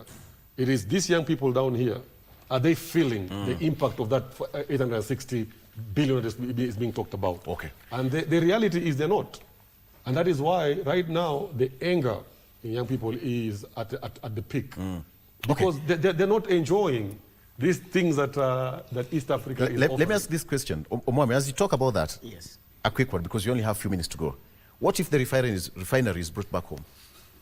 I've just received a text here. What if Tanzania says, no, we are not consulted, and so it was a tactical move, or say, okay, I floated this in Tanzania, they don't want it, then bring it back home. So what if that happens? It's a plus to us, because what we need in this country is manufacturing. We want to grow manufacturing in this country as a way of creating jobs. So if we can have it come back to Kenya, or we revisit the conversation of reviving the refinery, that is the best discussion. Remember Dangote was here a few days ago, that he's ready to support the move. And I think that is the serious conversation we need to have as a country, rather than getting into neighbors and getting into agreements with them on how we can refine oil in their countries. If they don't have oil deposits, they don't have those barrels, then what are we expecting? They don't have the raw materials to manufacture that. Yet we have it. So we can leverage on the position we have to get it right. But on the youth agenda, on the political agenda, in learning, you can consciously decide to learn from the best or learn from the worst, both consciously and unconsciously. So whether the president made a choice to politically learn from the best or the worst in how to handle the youths, fair enough. I like the statement that my brother Dennis has said, that he is appreciating the president for exercising refrain. At times, silence is also a communication. It might be a communication that I've heard you. I'm going to implement this in silence. But let us hope that the president is not going to learn from the worst, and because we cannot use the template that we had in 1980 to live this life in 2023. I mean, in 2026. One answer on a scale of 1 to 10. The speech, 4 out of 10. 4 out of 10. Diplomacy, 2 out of 10. And on politics, 50-50. 50-50. Dennis, 1 out of 10. The speech for me, as a speech expert, was a good speech. I'll give it 8 out of 10. 8 out of 10. That's good. Way above average. Engineer? I think the speech was good given the circumstances that were there. The Gen Z background, the elections last year, the challenges we have with the region. I think it was a fair speech. I think the only challenge is in terms of what can we carry out of this discussion? Because me, who want to go to Tanzania and I'm not harassed, that's what concerns me. If I want to do business with my friends in Tanzania, I want to do it without TRA and other state agencies being on my neck. So if that can be realized over the next few months, we'll appreciate. But we appreciate that the president is also looking for allies as he goes to the next general election, because the region also has an influence in how we will make the decision. In the case there is a fallout here, the region has to be behind you in terms of making sure the country remains stable. Great. Tumalize kwa Kiswahili. Kweli, lakini kwanza what Dennis has said, I think let's prick the boil where it needs to. Yeah. The bad culture of the East African heads of state, where oppression, we are seeing borrowing the culture of oppression from the best. We know what happens in Uganda. We know what happens in Rwanda. We know what happened in Tanzania. And we know what has been happening in Kenya. I think let's call it out. I mean, the culture of killing young people and then, you know, giving it a script, eti wanajiita wana East Africa. That's how Suluhu akasema tuachape bakora kidogo. Bakora gani? Ni bunduki kuua. Kwa hivyo, I think the culture of killing young people just for expressing, Kenya left that place a long time ago. Lakini ningemshukuru sana kwa kuweza kutoa hotuba niliyopenda, lakini abadili mbinu ya kuzungumza. Mara nyingi tu anavyozungumza ni leo kesho, ni kama yuko Kenya, yuko wapi, ajaribu kubadilisha kulingana na mazingira. Asante sana. Ndio. Anayeongea anaitwa Gilbert Awino. He's a lawyer and also Secretary Kenya Union of Public Relations and Communications Professionals, Kuprecomp. Christos Wathimba, political analyst, thank you so much for joining us. I know it's been a busy moment for you, but it's a good problem to have. As well as Dennis Omoni, political analyst, is also salivating for CIS senatorial. Salivating. And Henry Ndindi Omwami, thank you, lecturer, communication and strategist and governance expert. Asanteni sana wangwana kwa kukuja katika show hili la Good Morning Kenya. Mimi kwa jina naitwa Show hili. Wanajua Kiswahili. Kiswahili ndio mnapaswa kuwa mnatumia kila wakati. For watching. Show hili.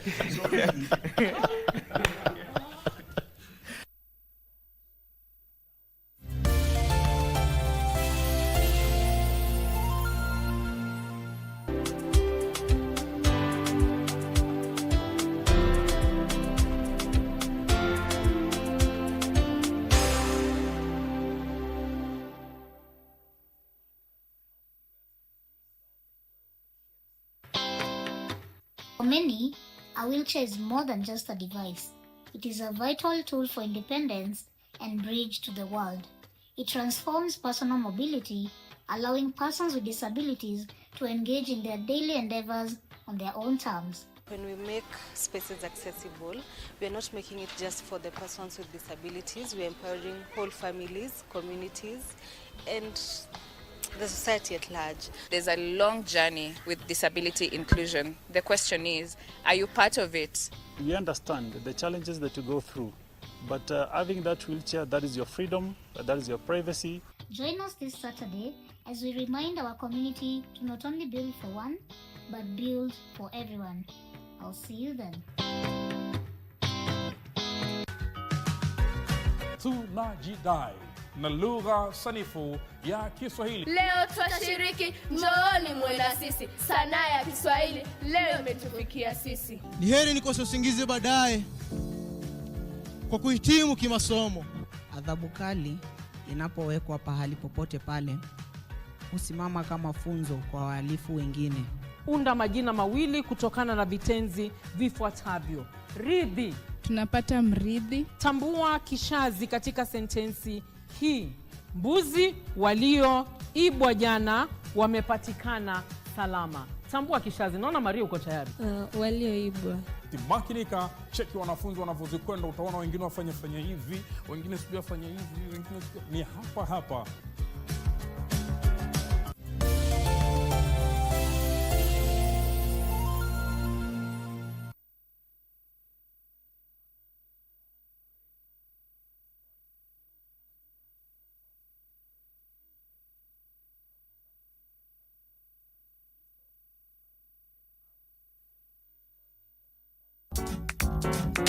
My marriage may have failed, but you can't say I don't understand feelings. You broke the wheel off. How can I use it now?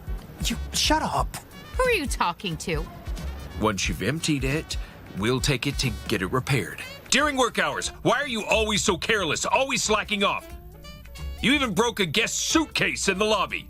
Let's make it easy and deduct my entire monthly salary. Instead of repairing it, we can buy her a new case.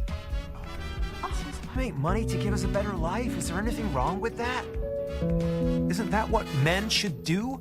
I'm leaving.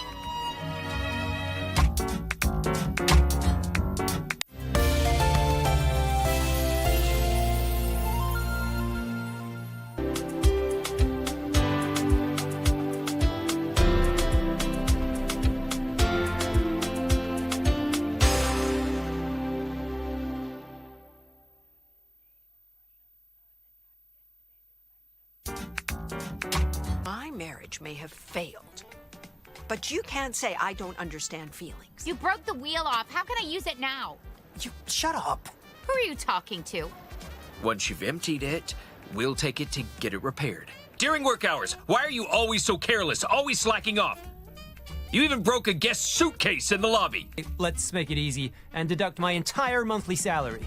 Instead of repairing it, we can buy her a new case. I make money to give us a better life. Is there anything wrong with that? Isn't that what men should do? I'm leaving.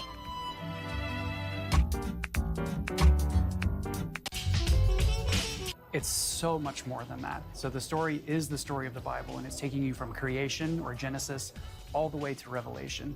Using the latest light detection and 3D laser technology, you can literally interact with the walls. Suddenly, I'm a little kid again, and I could go and create and paint on the walls. I just wanted my mom to look me in the eyes and say, son, I love you at the end of the day, and give me kisses on my forehead, on my cheeks, but I never received that. John Nicholas's mother worked long hours raising 5 children alone. The stress took its toll, and she took her anger out on her kids. When John was just 7 years old, his mother beat him with her high heels. This went on for years. By the time John was 15, his mother kicked him out of the house. Welcome back to Semana Spokes from Nagamba. Semana Spokes is the platform where Wananchi engage, query the government, and the government responds. It's your time to be informed. Don't miss Bonga Nagava every Thursday at 8 p.m. only on KBC Channel 1. Semana Spokes.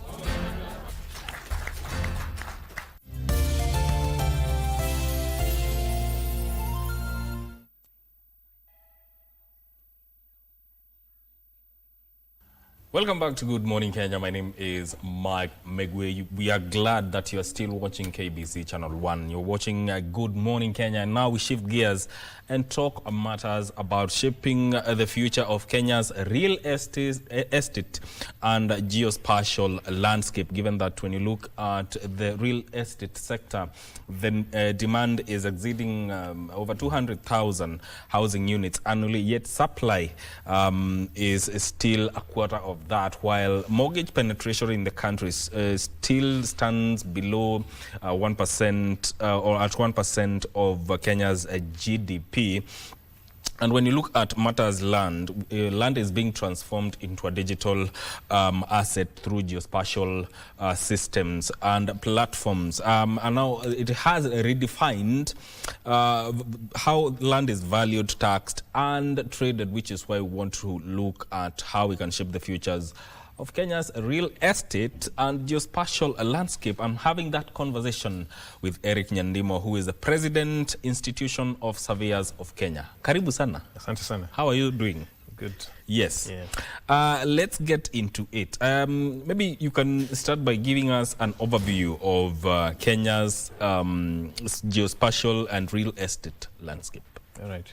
Thank you very much, and thanks once again for inviting us to this program. Karibu sana. I'd like to inform you and the rest of the public that the Institution of Surveyors of Kenya is organizing its annual general meeting. And as part of the annual general meeting, we have our Kenya Geospatial and Real Estate Conference, which will be held from the 13th to the 14th of May at the Pride Inn Paradise Beach Resort and Spa in Mombasa. During this gathering, we expect to bring on board leaders, practitioners, policymakers, and developers, as well as innovators, to be able to discuss issues related to the geospatial and the real estate, looking at the current state and looking at what is there for the future, so that we can be able to prepare those who are coming into the profession, as well as those who are currently in, on how to harness some of the developments and be able to make practical applications that would support the public, and also to be able to mainstream certain policies that would help to make things very clear within the industry. Yes. And also, you know, when you look at Kenya's real estate sector, it's often framed as a housing story. But beneath that, there's a shift towards geospatial data and land intelligence. So what is the real transformation that is happening in Kenya's land and property ecosystem right now? The main thing that is happening currently is on the aspect of digitization, where we are moving from the way the records have been held and moving them into a digital arena so that it can be easier for people to be able to search, retrieve, be able to access information that they can be able to use in making decisions in terms of what they need to invest in and so on and so forth. The other thing that we are seeing is the impacts of different rulings coming from the judiciary, especially on matters related to due diligence, that when you're buying property, you should not just be looking at the surface of it, but you should actually go to the root of the title so that you can be able to ensure that whatever you are purchasing or investing in has a clean route, so that you don't end up into a problem, as we have seen with a number of investors or people who have bought property in the recent past. The other issue is also just like what you're talking about in terms of the housing front, and there is increased interest on that particular front, especially with regard to the aspect of affordable housing and the impact that it's creating on this particular sector. But it's also important to point out that these two items, in terms of geospatial real estate, they are closely related because the geospatial aspects, or if you will, surveying, is coming in terms of defining those properties and providing the requisite data for defining that property information. And then once that has been done, then it can be availed either for selling, letting, or leasing through the real estate aspects. Yes.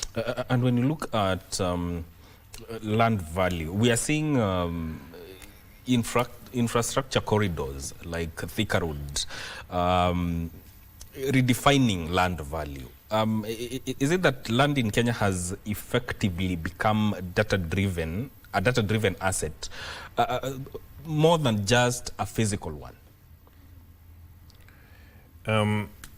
Land value is influenced by a number of factors. One of these factors is accessibility. So where you have a piece of land and it is easy to access it, then the value will potentially be higher compared to where you have land where it is difficult to access. So when you have planned infrastructure development or expansion, as we have seen in the recent past, maybe the expansion of Thika Road or even the construction of the standard gauge railway, those aspects tend to influence the value. So you'll find that because of that, then the value goes up, because there's a lot more interest in terms of people who are interested in getting those pieces of land. So it drives the value and it goes up. Yes. And still on land economy, is it sometimes operated on a speculative aspect, or is it genuinely transitioning into a more structured, information-based property market? So the land economy, of course, coming into the land valuation aspects, as we have said, it is influenced by a number of factors, and this is it is not really speculative, as you say. So if you talk to our members who practice this particular profession, there's a lot of research that they need to be able to undertake. There's a lot of comparison that they really need to undertake, and they do a lot of measurements and come up with reports which provide them with the requisite data that they then make use of to calculate the value. So it's not just a question of looking at a property and deciding that this is going to be this value. There's a lot that actually goes into it. Yes. Include valuation of it. Yes. You know, when you look at matters of land governance, you know, Kenya's land sector is not one that has not gone free from issues of struggle with opacity, fraud, and double titling. How has digitization genuinely fixed this, or has it just made the system look more clean? So the fact that we need to be able to address is that initially most of the information management was done in an analog manner. And that is not necessarily restricted to land. It was in everything, even in financial information and so on and so forth. So before, even if you had a bank account, you found that you could only withdraw money from your specific branch. Yeah. You could not go to another branch and withdraw money. But the aspect of digitization has ensured that data can be shared across the branches. And therefore, if you have a bank, you bank with KCB, you can withdraw in Nairobi, you can withdraw in Kisumu, you can withdraw anywhere. So it's more or less like branchless. So that is the aspect that comes in even when you look at the land records. Initially, we had few land records. It was easy to be able to manage them using paper records. But over time, of course, these records have increased, and therefore managing such kind of data using analog means becomes a very difficult problem. That is why you would then end up with issues like double allocation, or you have less transparency, or you have missing records and so on and so forth, just because the way the data is actually being managed is not in a way that the person who is looking at the issues is having the whole picture. But in a digital environment, the data storage is different. And you can look at a lot more data. You can be able to have a historical view. You can be able to predict in terms of what is going to happen in the future and so on and so forth. So it's a much easier way of handling and being able to report back on what data is there, what information somebody can be able to gather. So where we are currently, we have, I would say, attempts towards digitization. There is work that has been done within Nairobi. Yes. It's not complete, but at least we have data that is sitting within a digital platform. We are still having certain challenges in terms of how fast you can be able to do the searches and so on and so forth, and maybe having access to seeing the data, because that kind of information is still looked at as a securitized information. But overall, if we move further into this direction, which we should, then it can be a lot more easier to be able to handle such kind of data. Yeah, yes, very important. And you know, surveyors are central to matters of land integrity. But then again, at a practical level, boundary conflicts remain, they remain common. From where you stand, where is the weak link there? Is it a failure of enforcement? Is it a failure of tech? Or it's a matter of professional standards? So let me clarify here that we have two types of boundaries. We have what we call the general boundaries, which you'll find in most of the rural areas. And these are basically boundaries that maybe are planted, so you put maybe sisal or euphorbia, and you put a fence, and you've agreed with your neighbor that this is the boundary. And of course that is recorded in one way or another through certain technology that was used to be able to pick up on that kind of information. Then we have what we call the fixed boundary, which is established mathematically using coordinates, and you have beacons which are coordinated and put on the ground. So when you have conflicts, especially on the general boundary areas, because those kind of boundaries, it is easy to move them. Somebody can simply bring down the fence, and therefore then you start having a challenge in terms of deciding on where the exact position of the boundary was. in the case of the fixed boundary, whether you remove the beacons or not, the surveyor will still be able to accurately determine the position of that boundary to millimeter accuracy.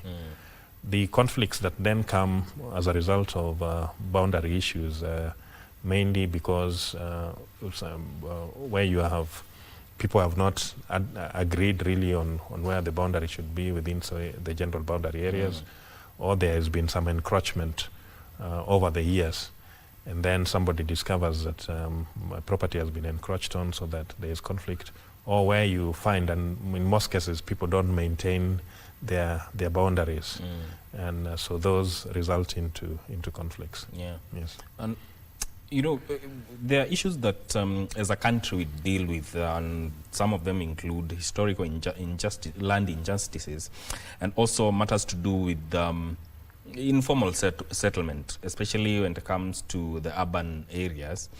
But how can geospatial tools realistically solve this? Or is it a case where we are expecting tech to solve something that is deeply political? Well, first, if we start off with the historical land injustice, one of the critical issues would be to determine how far back should you be able to go. Technology, when we look at, we have an existing technology that is called remote sensing, which makes use of satellite imageries. And these satellite imageries can be used to adjudicate on certain conflicts, or to be able to establish whether a community has been settled on a given area, and so on and so forth. By doing analysis on these data sets, we can be able to make certain deductions. But you find that that technology is only dating back up to 1970. So beyond 1970s, then it becomes a bit difficult, because you may not have that kind of information. But if there are issues, say from the 70s coming back to the current year, then it can be possible for us to be able to use that kind of technology to mitigate or to adjudicate on cases. So if you then look at the other aspects of the historical land injustice, maybe dating back to the 1900s and so on, then you'd have to rely on history and the tales or stories that you get from people, where they have been told, or whether there is existing certain documentation and so on and so forth, so that you can try to do some level of investigation. So that you would have to use a combination of factors to see how to adjudicate on the same. Let's look at geospatial revolution. You know, satellite mapping, digital systems. They have been positioned as game changers. But I would want to know from you, how deeply are they actually embedded in Kenya's planning and valuation systems today? I would say we are at par with the technology. We're increasingly using the technology, and if you look at surveying, it is a profession that has evolved, and it's a profession that is really driven by technology. Because if you can imagine, when mapping started, we were using ropes. Yeah.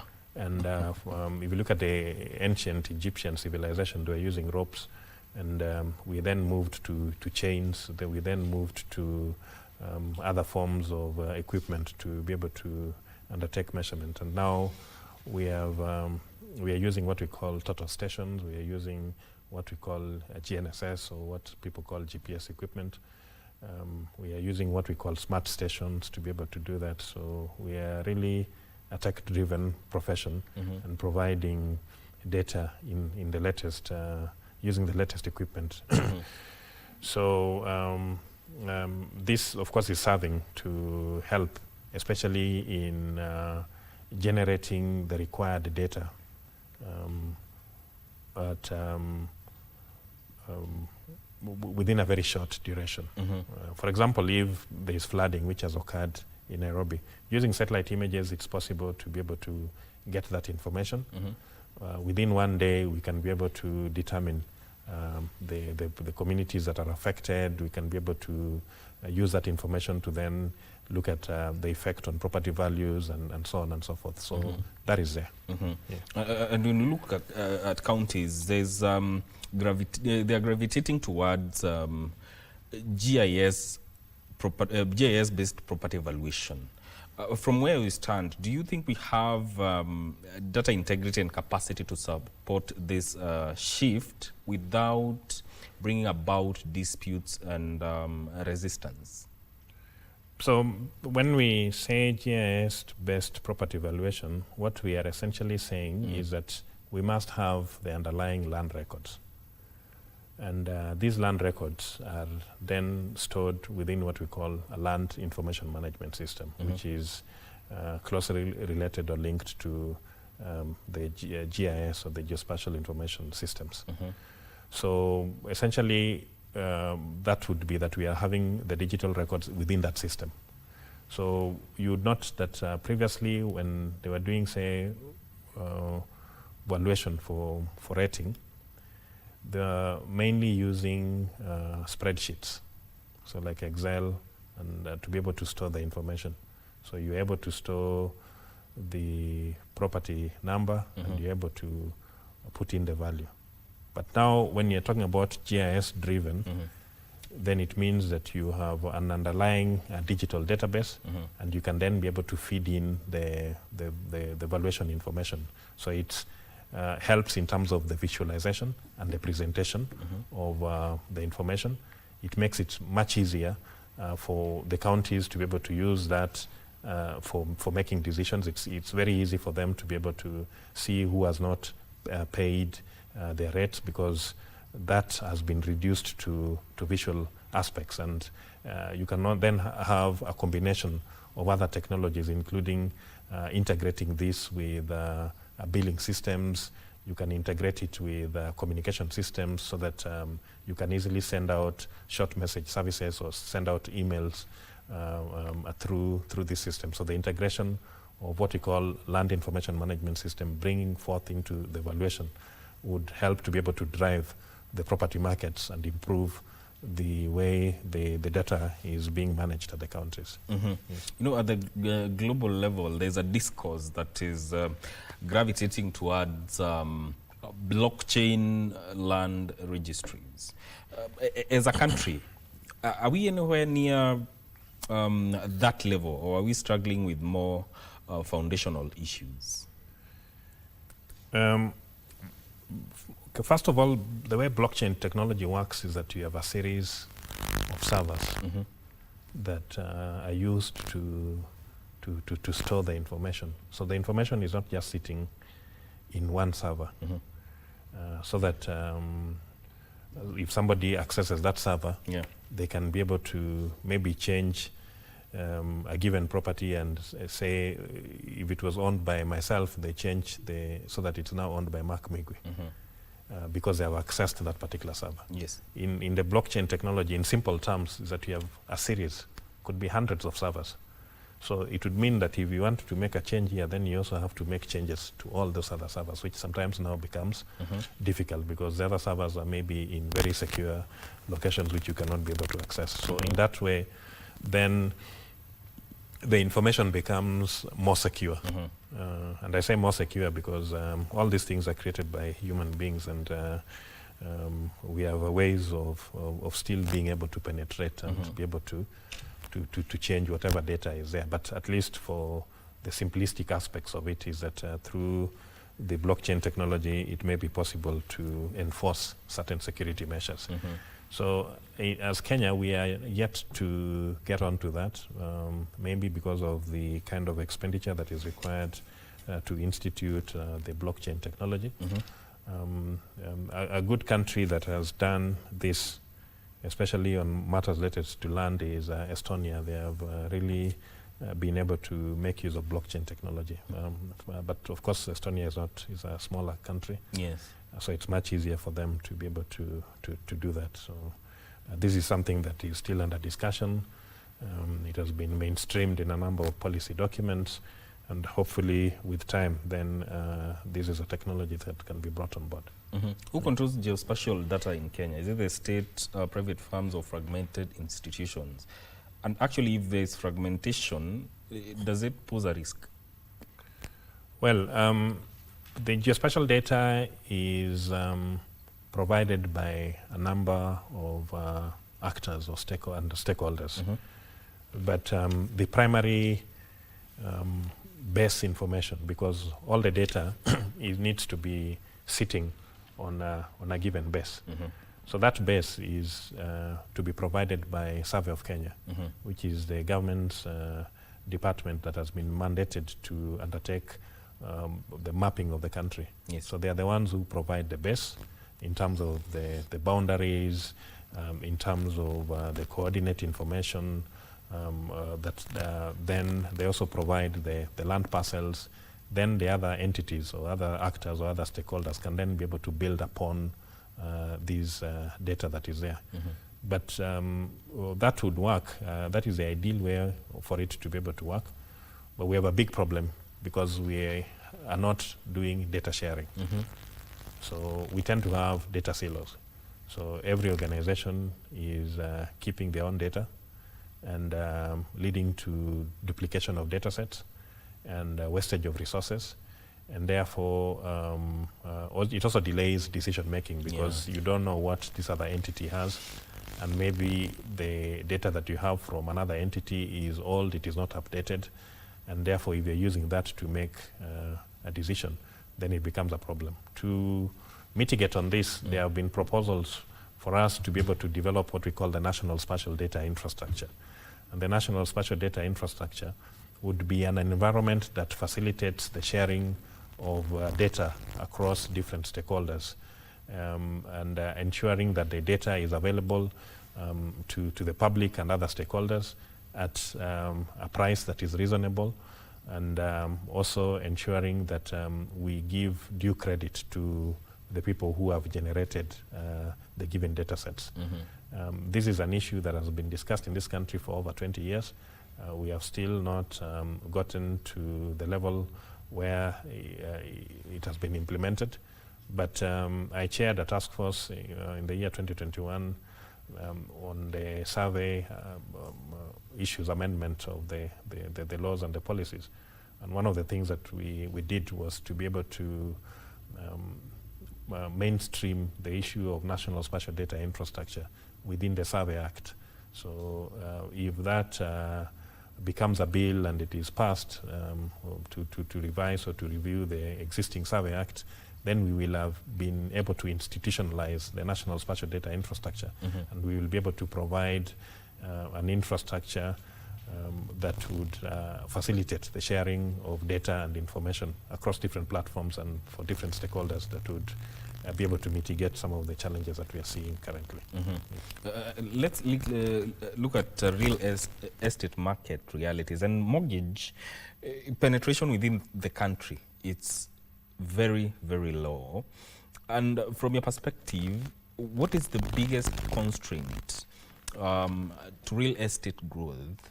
Is it matters to do with land systems? Is it financing? Or it's matters that pertain to planning inefficiencies? Right, so within ISK we have specific membership that are dealing with matters on real estate.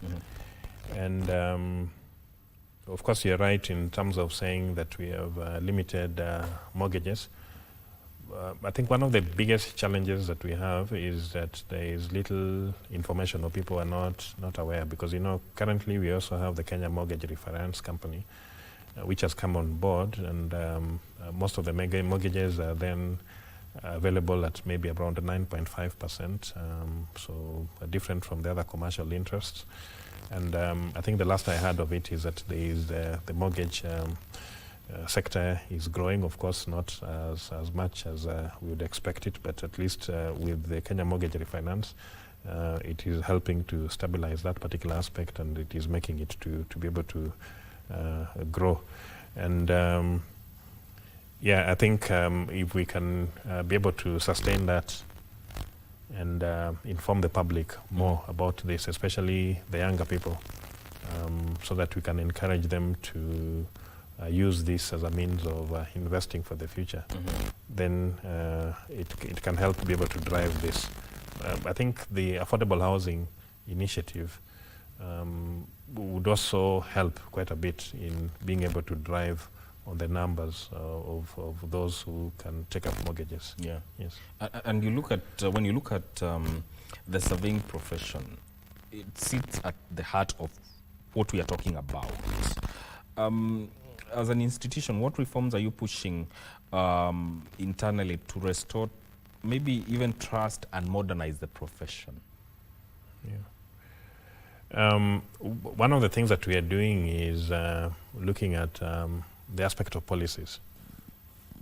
So we are constantly working with different stakeholders so that we can be able to have in place appropriate policies. We have developed a draft survey and mapping policy that could help to be able to drive discussions on that particular area.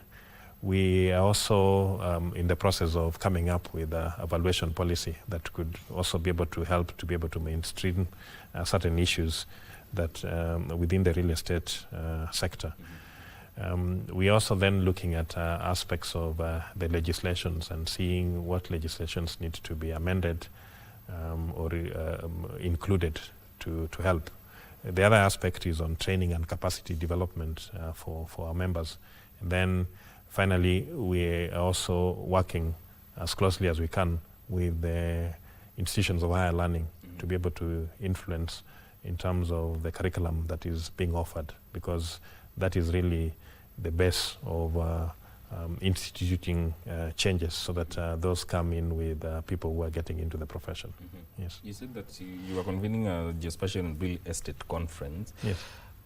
What is the central problem that you're trying to confront?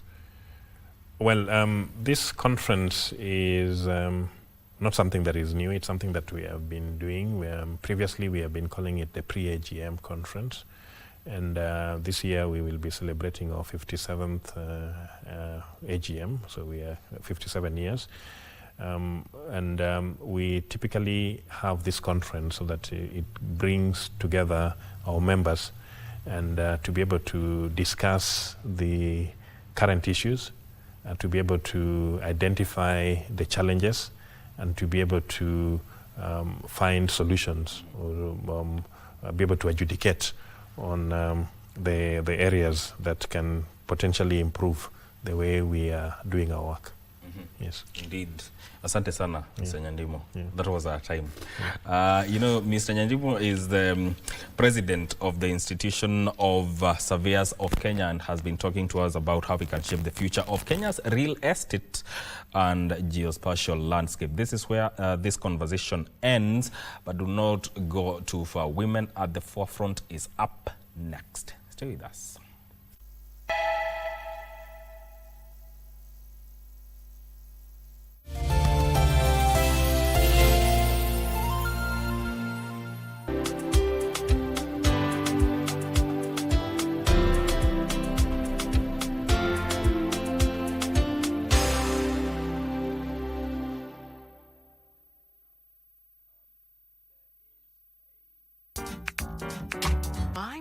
May have failed.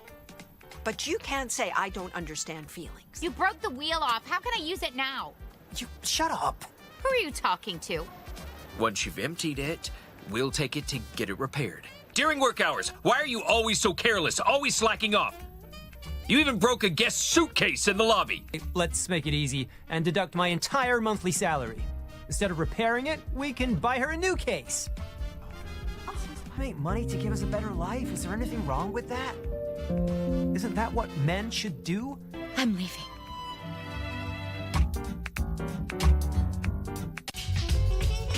It's so much more than that. So the story is the story of the Bible, and it's taking you from creation or Genesis all the way to Revelation. Using the latest light detection and 3D laser technology, you can literally interact with the walls. Suddenly, I'm a little kid again, and I could go and create and paint on the walls. I just wanted my mom to look me in the eyes and say, son, I love you at the end of the day, and give me kisses on my forehead, on my cheeks, but I never received that.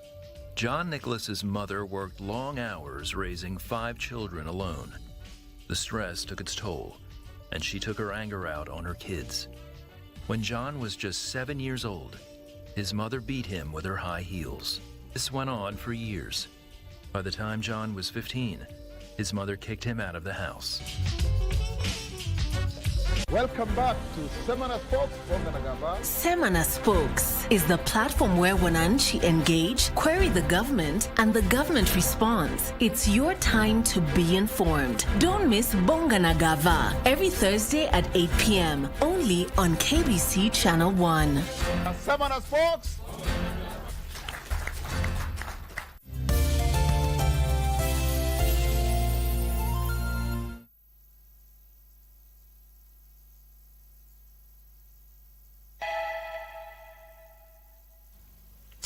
And welcome back to Good Morning Kenya. You are watching KBC Channel 1 and we are glad that you are still with us. Now, on today's episode of Women at the Forefront, we spotlight and explore why it's never too late to pursue your dreams. And we are going to do this through the powerful story of Reverend Caroline Anyango Nyakwaka, who is an educationist, apostle, and author. Now, her path was disrupted by several barriers. Early marriage. She's going to take us back to that moment. But her path, even though had challenges, it was never destroyed. She learned how to turn pain into purpose and reclaim her future. Rev. Yes. Karibu sana. Thank you so much. How are you doing? I'm good. Yes. What about you? Mimi niko salama. Amen. Kazi tu. Asante. Asante. You know, you speak about rising above early marriage. Yes. Take us back to that moment of your life. What did it feel like when your dreams first felt like they were out of reach? Okay. Thank you so much for having me. Karibu sana. And I'm so happy. Yes, what I went through in my childhood as a young girl is what pushed me into this. Mom and dad separated at some point, and so we used to live with different people, living with uncles and aunties, and you understand when you are living with people, the things that a girl child go through. And so I lived with different people. At some point, at the age of 10, I was raped. At the age of 14, I was raped again. I wanted to go to school, but there was nobody who was available to hold my hands. So at some point, I was a house girl at that young age. And so I went all through this. And because of the challenges and the pains and the problems, I got into marriage when I was 14. Trying to escape now. Trying to escape problems and pains and challenges of life. Yeah, so that is how I found myself in marriage. Yeah. At that very young age. Very young age. Now, what was the defining moment when you said, you know what, I'm taking my life back? Yeah. What was that moment? Yeah, because number one thing that stood is that I loved school. I wanted to go to school. And so I sat down with myself and I looked back where I've come from and the things that I've gone through. And these are the things that pushed me into now, you can rise above all this. Yeah, you can go back to school and do stuff like other girls. You know, many young girls may feel trapped by circumstances. Yes. But then again, for you, what did hope look like for you when you felt like you were at your lowest point? Yeah, hope, number one thing, I knew God and I loved God when I was young because of the problems. The only thing you have is God. So that hope, I found it in God. So that is what kept me, going. And you know, you've, as you have put it, you've lived the reality of early marriage. Yeah. But what is that one thing that people don't understand about the impact it has on a girl child? When I talk about early marriage, let me talk about the disadvantages. Because early marriages, there is nothing like advantage in it. Yeah. We can only talk about disadvantages. Many people doesn't understand what young girls go through when they involve into early marriages. There are a lot. There are pains. There are gender-based violence. Because you are a kid. You know, at the age of 14, you know nothing.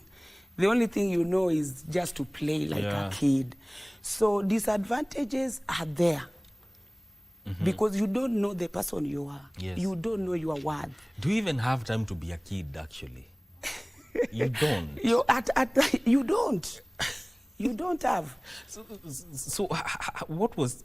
Maybe you could just paint us a picture of how it was back then. It was bad. To myself, it was bad because I just wanted to get married because of the circumstances.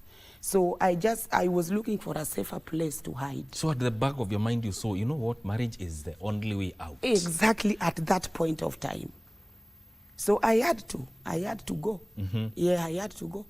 And, you know, beyond education, what does early marriage take away from a young girl's identity and voice? It takes away almost everything. Because you are young, you have no education, you have nothing, no business, no nothing. So it takes away everything. That is all I can say.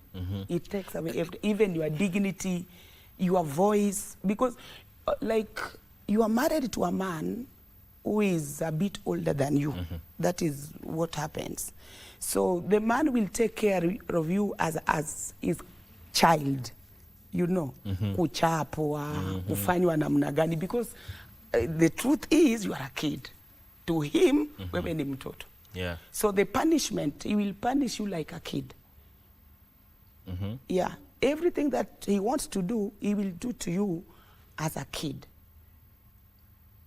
That should have a serious psychological effect on a small girl. Yes. And why do you think, despite the laws that we have and awareness regarding matters to do with early marriage, why do you still think that it persists in some areas of the country? Why do you it's still there? I think it is because of maybe challenges, circumstances.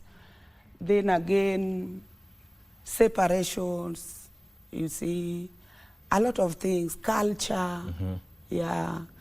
And culture has played a big role in it. A bigger role. Making sure that this is something that has been, well, yes, entrenched. but I thank God by now, at least we are trying to educate young girls. There are cultures that we must come out. We must do away with them. There are some that we may still have to, but some of them will have to do away, like some tribe that a young girl must get married when she is young.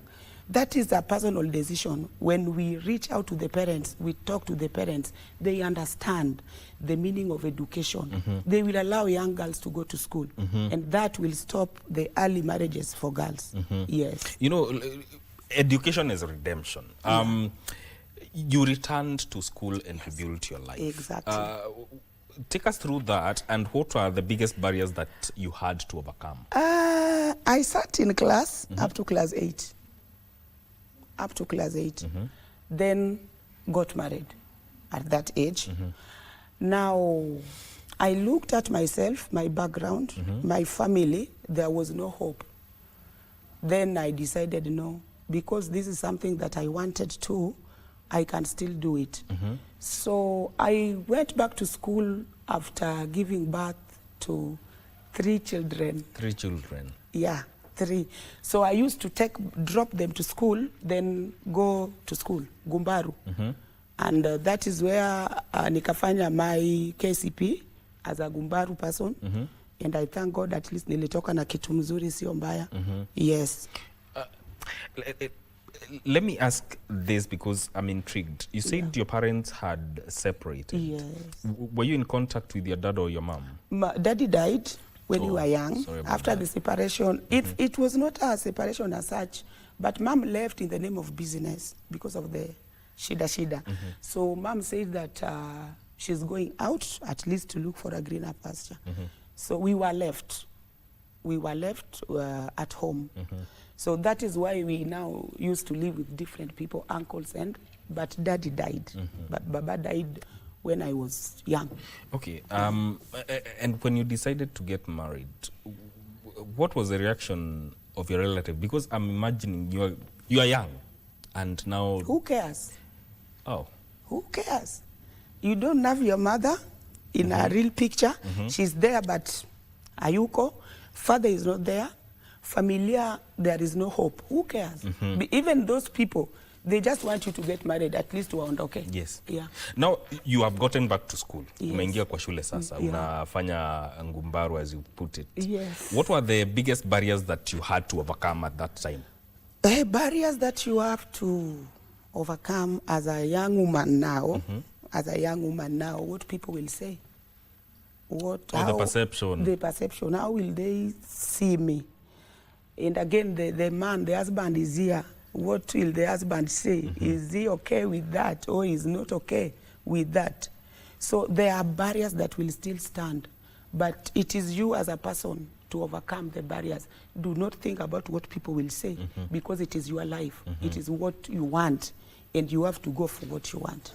Yes. And actually that is very important, because at the end of the day, you're responsible for your own decisions and your own life. Exactly. That is very important. What does it take to practically and emotionally, for a young mother or a married girl to re-enter the education system?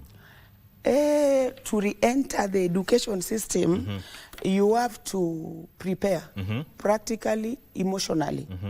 You set your mind emotionally that things are going to change, because I'm a mother now, and I'm a wife, and I also want to pursue my education. So emotionally, you must get ready for anything that will come to encourage you or to discourage you. And again, practically, you will just plan yourself, because you have to attend classes for you to get what you want. You have to attend classes. So you must be ready practically. Anytime you plan yourself with your kids, like my case, I had kids. Yes. So I had to plan myself with them. Yes. Yes. You know, there's a lot that goes on when it comes to defining who you are and making sure that you know your identity, your self-worth, and probably you even deal with your internal struggles. Yes. Everybody goes through something, and you have to decide at what point you want to make that change. Yeah. So how do you ensure that you rebuild your self-worth at a time when society has somewhat defined you? How do you rebuild your self-worth? Yeah, rebuilding your self-worth, number one, it's identity. Know the person you are. That is what will lead you to knowing your worth. After knowing your worth, then now you will take the path that you want, to take. And knowing your worth is what will give you strength to keep on moving. Yeah, because now I know who is Caro. And I know what I want, and I know I'm a woman of dignity, and nobody can put me down, because I know my worth and I know who I am.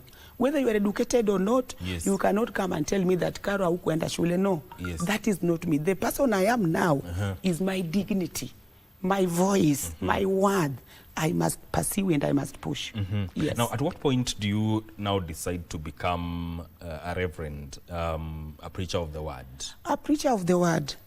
I got born again when I was young because of the circumstances, and I walked with Christ for many years, to an extent that I started singing. I was a worshiper. In fact, I'm still a worshiper. Yes. I still sing. Yes. And so I also did theology. I'm a theologian. Yeah. And I also did women empowerment, educationist, and peace building as a profession. So all this paved way for me to enter into something. So as a Rev, I was commissioned from the theological school. That is why you are called a Rev. Yes. Yes, but ordained in the office of the apostle as an apostle and a pastor. Yes. Yes. Now, you are also an educationist. Yes. Why education? I loved it because I wanted to help young girls and young women who are going through the same, like what I went through. That is why I decided that. What have you noticed as the biggest problem from from the kind of interactions you've had with affected girls? What has been the biggest or the most common problem? The most common problem is that young girls and young women, number one, they don't want to accept who they are. What happened. My past is my past. You cannot punish me because of my past. You cannot judge me with my past. So the problem that I've noticed is that they don't want to let it go. They live with the pain and the trauma. They don't want to forgive and forget and keep moving.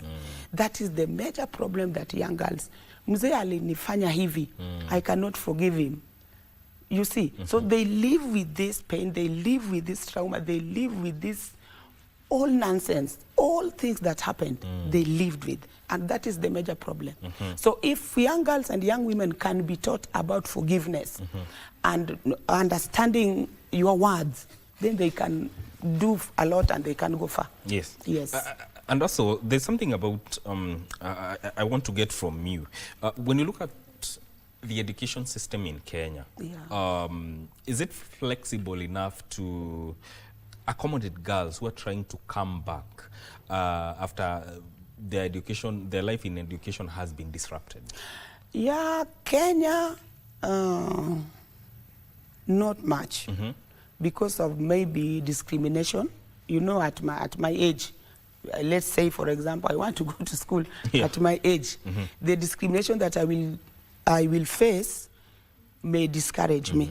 So that door is not yet widely open for those who want to go to school. It is unless you just go for Gumbaru. Yeah. Why do you think there is a stigma around that, especially because we've had girls who even fall pregnant during their school years, but they are unable to go back because they fear of, quote unquote, being judged? Being judged. Why is there stigma around that? Yeah, it is there. Even me, I faced it. How did you deal with it? I dealt with it according to what I wanted to become. I want to be somebody. I want to become a voice in this nation of Kenya. So I must deal with me first, deal with my problems and deal with my past, put them aside, then forge on. Yeah. You are also very vocal when it comes to matters on GBV and also healing. You work closely with survivors. Yes. What patterns have you observed in how society responds to gender-based violence? So far, not bad, I can say, because the victims, many of them, we embrace them. The churches embrace them. So far, so good, I can say like that. But we have people, we have victims who don't want to come out to seek for help. They just want to die with the problem, the trauma, what they faced. I have a young woman that is facing gender-based violence, but she doesn't want to come out to seek for help. You know, when you seek for help, you will get that, you will find that help. But when you keep quiet somewhere, just crying, you will die crying. What do you think is keeping them from speaking out? I have nobody. The only one I have is the man who is taking care of me. When I come out and speak, what next? Where will I go? There's a question of what next. What next? But then how do you encourage such a person, especially if there's someone who is watching right now and they are going through that? How do you encourage them to come out and seek help? Come out. How do they do that? I always tell them, come out of that situation. Do not kill yourself because of a man or because of what you are getting or in a situation you are at the moment. The best thing you can do is to come out, reach out. You will find people who will embrace you. then they will show you the way. You see, then you know the path you are taking, or the road, or wherever you are going. Yes. But the number one thing you have to do is to come out of it. Again, my case, I did come out. Yeah. Why? Because of my children. I said, I cannot leave these kids because mommy left us. And I saw what I've been through. So there is no any chance I could allow my children to go through what I went through. So those are the things that will keep holding somebody somewhere. But we tell them now, because now I know, I cannot tell you to die because of the children. But I can advise you, just come out, speak, and seek for help. Yes. Seeking help, because you're never alone. Yes. Somebody somewhere will give you a listening ear. Exactly. And you know, many women carry silent trauma. Yes. What does healing look like in practical terms, beyond just the whole aspect of moving on? What does healing look like? Mike, healing is not easy. Healing doesn't just happen once. It's a process. And in fact, I can say that, let me say, people assume, people pretend that there is healing. But seriously, there are things that there is no healing at some point. Because there are things you will live with. They are in you, they're in your heart. They cannot, they are there. Is it hard to let go? It is easy to let go.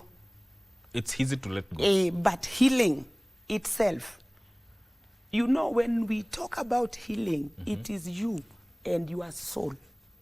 It is me as Caro, it is you as Mike. So I went through this and this. Now I want to forgive the person who raped me. I want to do this to the person who did this to me. You see, you end up like God must intervene. Like in my case, it is God. Yeah. I can say it is God. And if it's healing, you must do it for yourself. Do it for yourself and for your future. Because without healing, there are some places, there are levels you will never reach because you have burdens, you carry people in your heart. Yeah. So you must let them go. And when you look at forgiveness, Yeah. is it necessary? Is forgiveness necessary for healing, or is that an expectation that is sometimes unfair? Necessary for healing, forgiveness. You cannot forgive without healing. Yeah, you have to heal. You have to heal. But what I say, and I will repeat, Yes. but that we have pretenders. They forgive, but they still have their pain. They have not healed, but they forgive. Unaona? So that is pretense. But if you want to forgive, heal. Then if you forgive, forgive for good. Yes. You forgive for good. You forgive for good. But you're doing all this for yourself. For yourself. For your own good, peace of mind. Exactly. If you carry people, you'll never have peace. If I remember that Mike did this to me, Yes. I will never have peace. And we have many people around us that their work is to hurt us. Now, what will you do? We have to live with them, but we have to forgive them. Yes. And now, in your capacity as a reverend and dealing with the affected young girls, how are you helping them to make sure that their mental capacity is well taken care of? Yeah, I help them.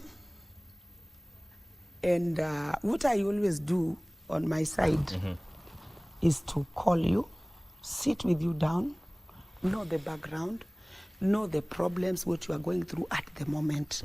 You see? So I'll start working with you slowly by slowly. Slowly by slowly.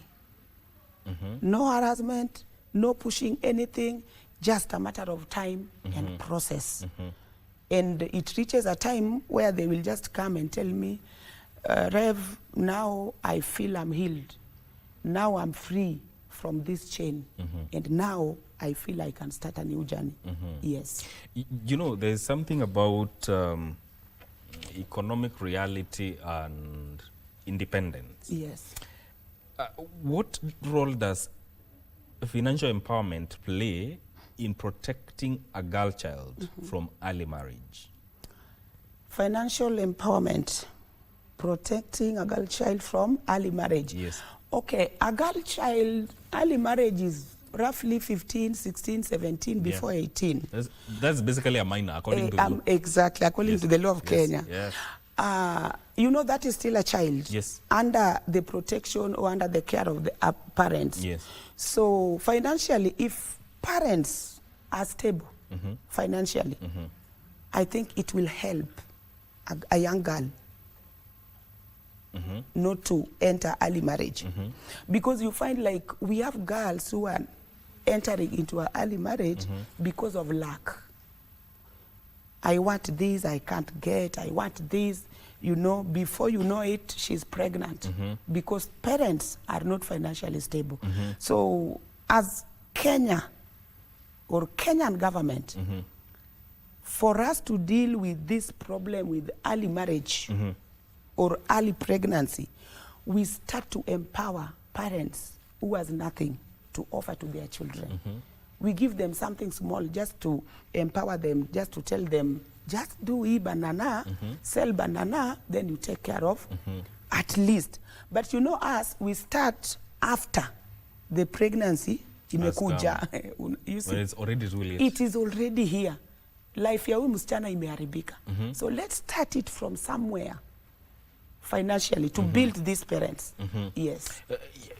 If the government is to enhance the efforts of fighting early marriages, where do you think they need to focus on more to ensure that these cases are dealt with effectively? You know, like these cases, most of these cases are in the villages, not in the city. It is rarely in the city, but in the villages. Why don't government or watu wetu wa viongozi, you know, they campaign, they do a lot of kelele mingi.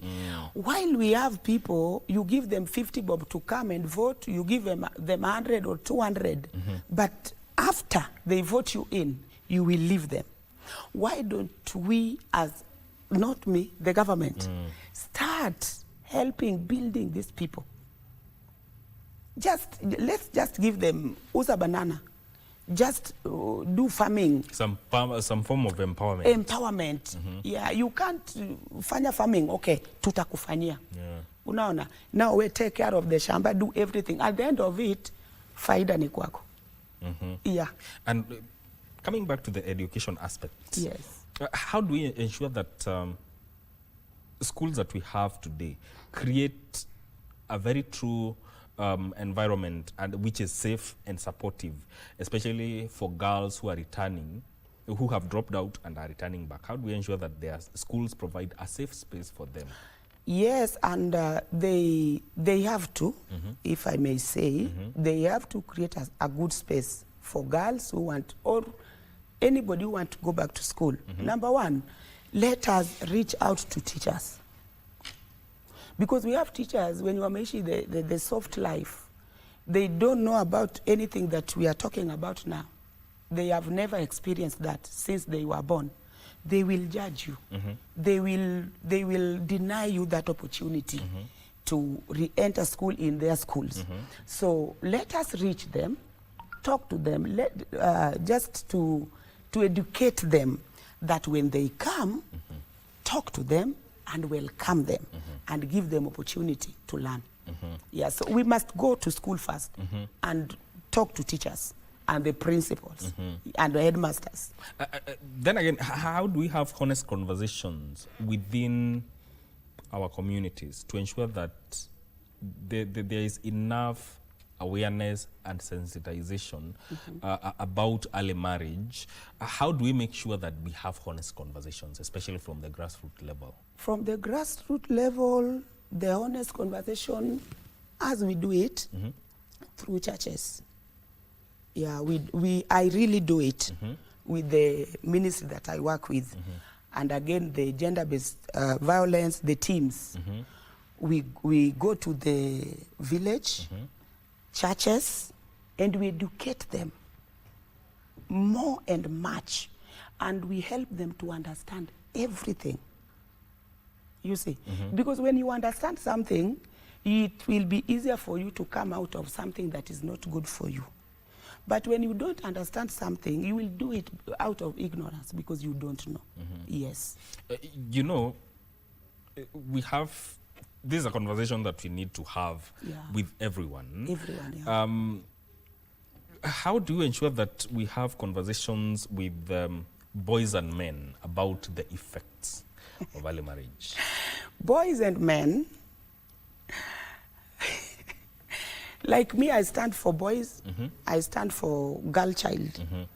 I do general. No discrimination. No discrimination. Yes. Because boy child is suffering. Boy child will be beaten by a lady, and a lady will be supported. And boy child is crying. Boy child will commit suicide. Nobody wants to care about what is happening in the life of a boy child. So I talk to these young boys and tell them, before it is time, do not take a lady into your space. Keep yourself until the right time, where now you understand who you are, you have grown to become a man, now you can have. Because you know, a lady or a girl child cannot get pregnancy without a young boy. So a boy is in the picture. So we have to educate them, to tell them, keep yourself until the right time, at least for them to avoid these young girls. Yeah. Do you think the same reasons that drive young girls to early marriages are the same reasons that drive boys to early marriages? Where's the difference? No. The difference is a young girl will maybe do it because of luck. Circumstances. Circumstance, yeah. I want to go to, I will do it with Mike, for example, because when I do it with Mike, Mike will support me. I need pads, I need clothing, I need to make my hair. You need food. I need food. Somewhere to sleep. Somewhere to sleep. And Mike is capable of doing that. So it is Mike to refuse the opportunity from the girl. But then again, that brings about the aspect of the role of the fathers. Exactly. How can they play a more active role in making sure that the boys they have, they know the effects of early marriage, and also at the same time protecting the future of their young daughters? Mike, let me tell you, many fathers, they don't have time for their young boys. That is what we have noticed, because they are busy. Busy. No time that they can have with their boys. And at least educate them and tell them, as a boy, this is how you should handle yourself. This is the path that you should follow. So you find that boys, they are just there. So when that time comes for them that they feel, now I'm a man, maybe still underage, but he feels I'm a man, he will start going out because of the lack of education from the father. So it is my prayer and my request, let every parent, and also a father, have time for your children. Be present. Be present in their lives. Talk to them, speak to them. Tell them the goods, the consequences, and everything they are supposed to know before they get into marriage.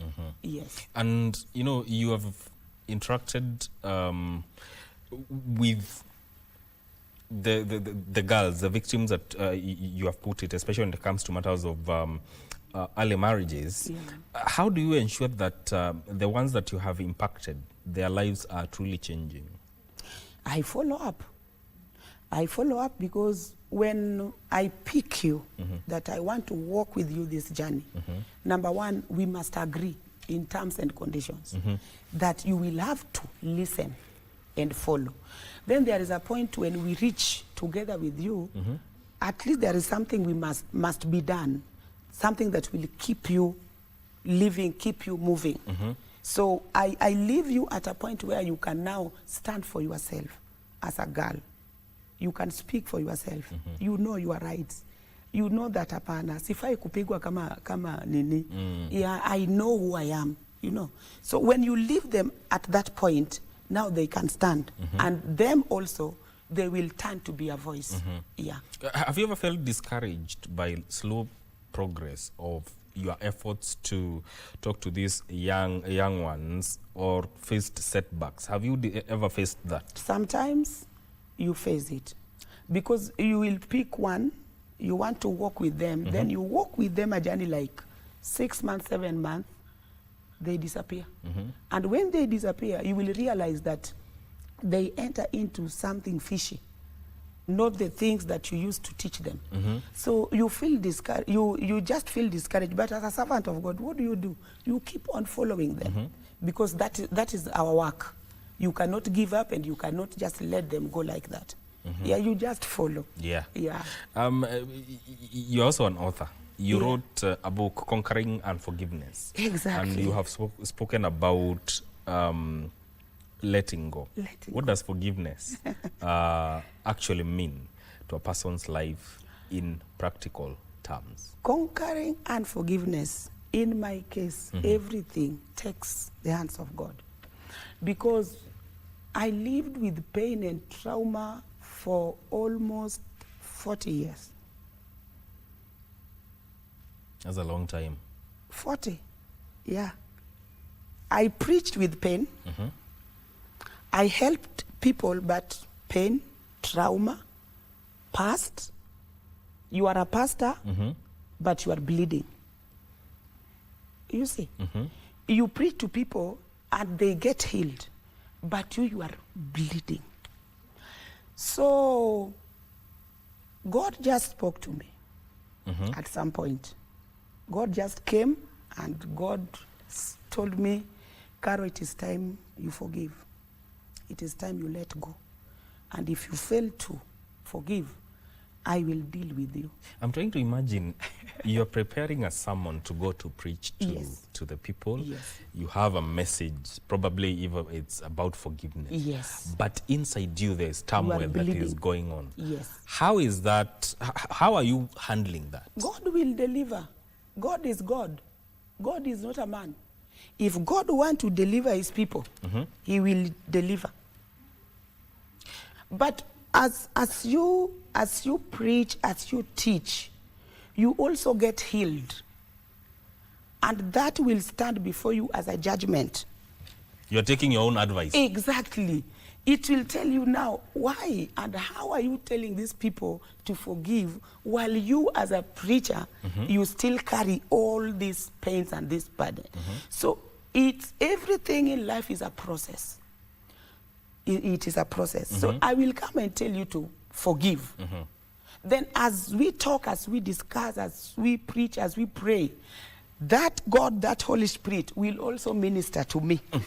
You see? And at some point you will just get healed and you forgive. Yeah. Beyond your personal journey, Yes. what kind of a legacy would you say you want to leave behind? Wow. Wow. A great woman of God. A legacy that when young girls will remember, they will say that Pastor Caro helped us.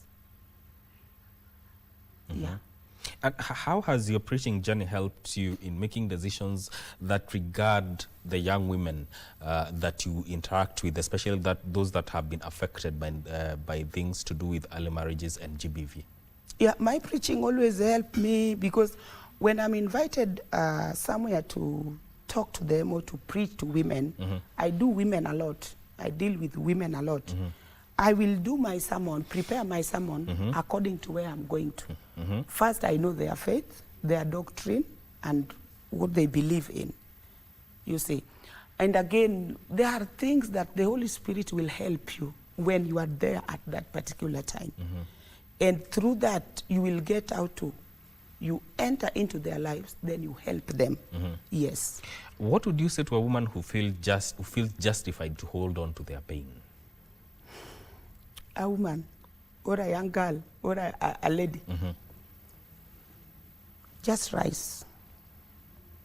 Rise above every pain. Rise above everything. just say, it is me. It is me. No my children, no my husband, no my parents. Life is spiritual and it is me. So you rise above everything that you went through. There is still chance, opportunity and spaces for you. It all boils down to yourself. Yes. And the decisions that you want to make. Me as a person, decision I will make by myself. Because when you reach out to friends or relatives to ask for the advice, many people will mislead you. So decision you make by yourself, when you reach to the point of no turning back, where it is my personal decision that will help me to rise. What is the essence of holding someone's hand, especially when they are going through something?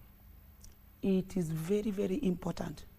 Very important. Because when I'm left alone, without Mike to come and hold my hands, to tell me, Carol, just rise up, just walk again. At some point you will die. You will just die within the circumstances and the problems that you face. So it is very important that we hold people's hands and encourage them to move on. Can healing and empowerment happen without closure? Healing and empowerment. Healing and empowerment. These two things works together. They work together. Healing must happen together with empowerment.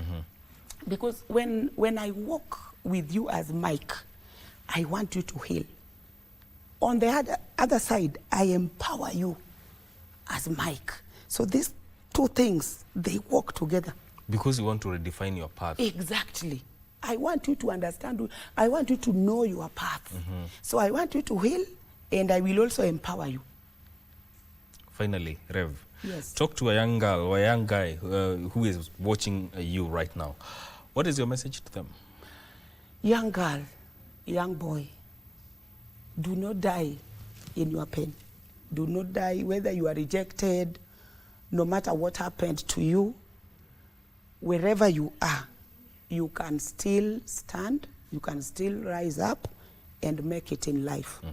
Me as a person, I didn't know that one day I will come and sit here with Mike. You see, I didn't know. Yes. So do not see yourself as a failure. You are not a failure. And it's never too late. It is never too late. You can make it in life. Yeah. You can go back to school. Even me, I'm still going back to school. I do a lot of things. I study because now I'm done with Mambo ya Watoto. Yeah. Let the children take care of themselves now. Let me now study because I wanted it. So you can still rise up and stand for yourself. Asante sana, Rev. So thank you so much. Thank you so much for making time to come and talk about the whole aspect of why it's never too late to pursue your dream. That has been Reverend Caroline Nyakwaka, who is an educationist, author, and apostle. This is where this conversation ends, and the entire Good Morning Kenya team. My name is Mike Migwith. Thank you for tuning in. Keep watching KBC Channel 1 and enjoy the rest of your viewing.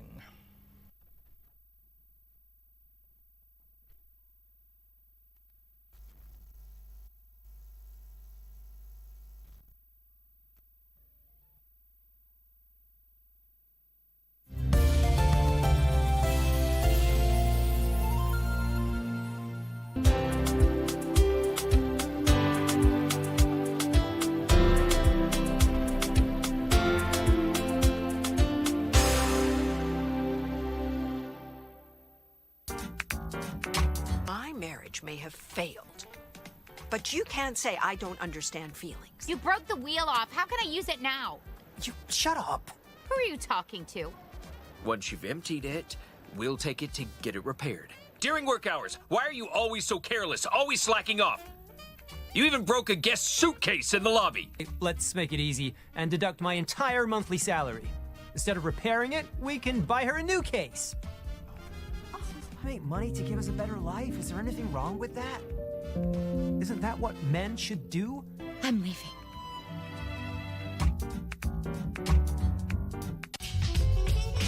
It's so much more than that. So the story is the story of the Bible, and it's taking you from creation or Genesis all the way to Revelation. Using the latest light detection and 3D laser technology, you can literally interact with the walls. Suddenly, I'm a little kid again, and I could go and create and paint on the walls. I just wanted my mom to look me in the eyes and say, son, I love you at the end of the day, and give me kisses on my forehead, on my cheeks, but I never received that.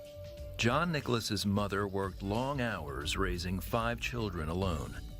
The stress took its toll, and she took her anger out on her kids. When John was just 7 years old, his mother beat him with her high heels. This went on for years. By the time John was 15, his mother kicked him out of the house.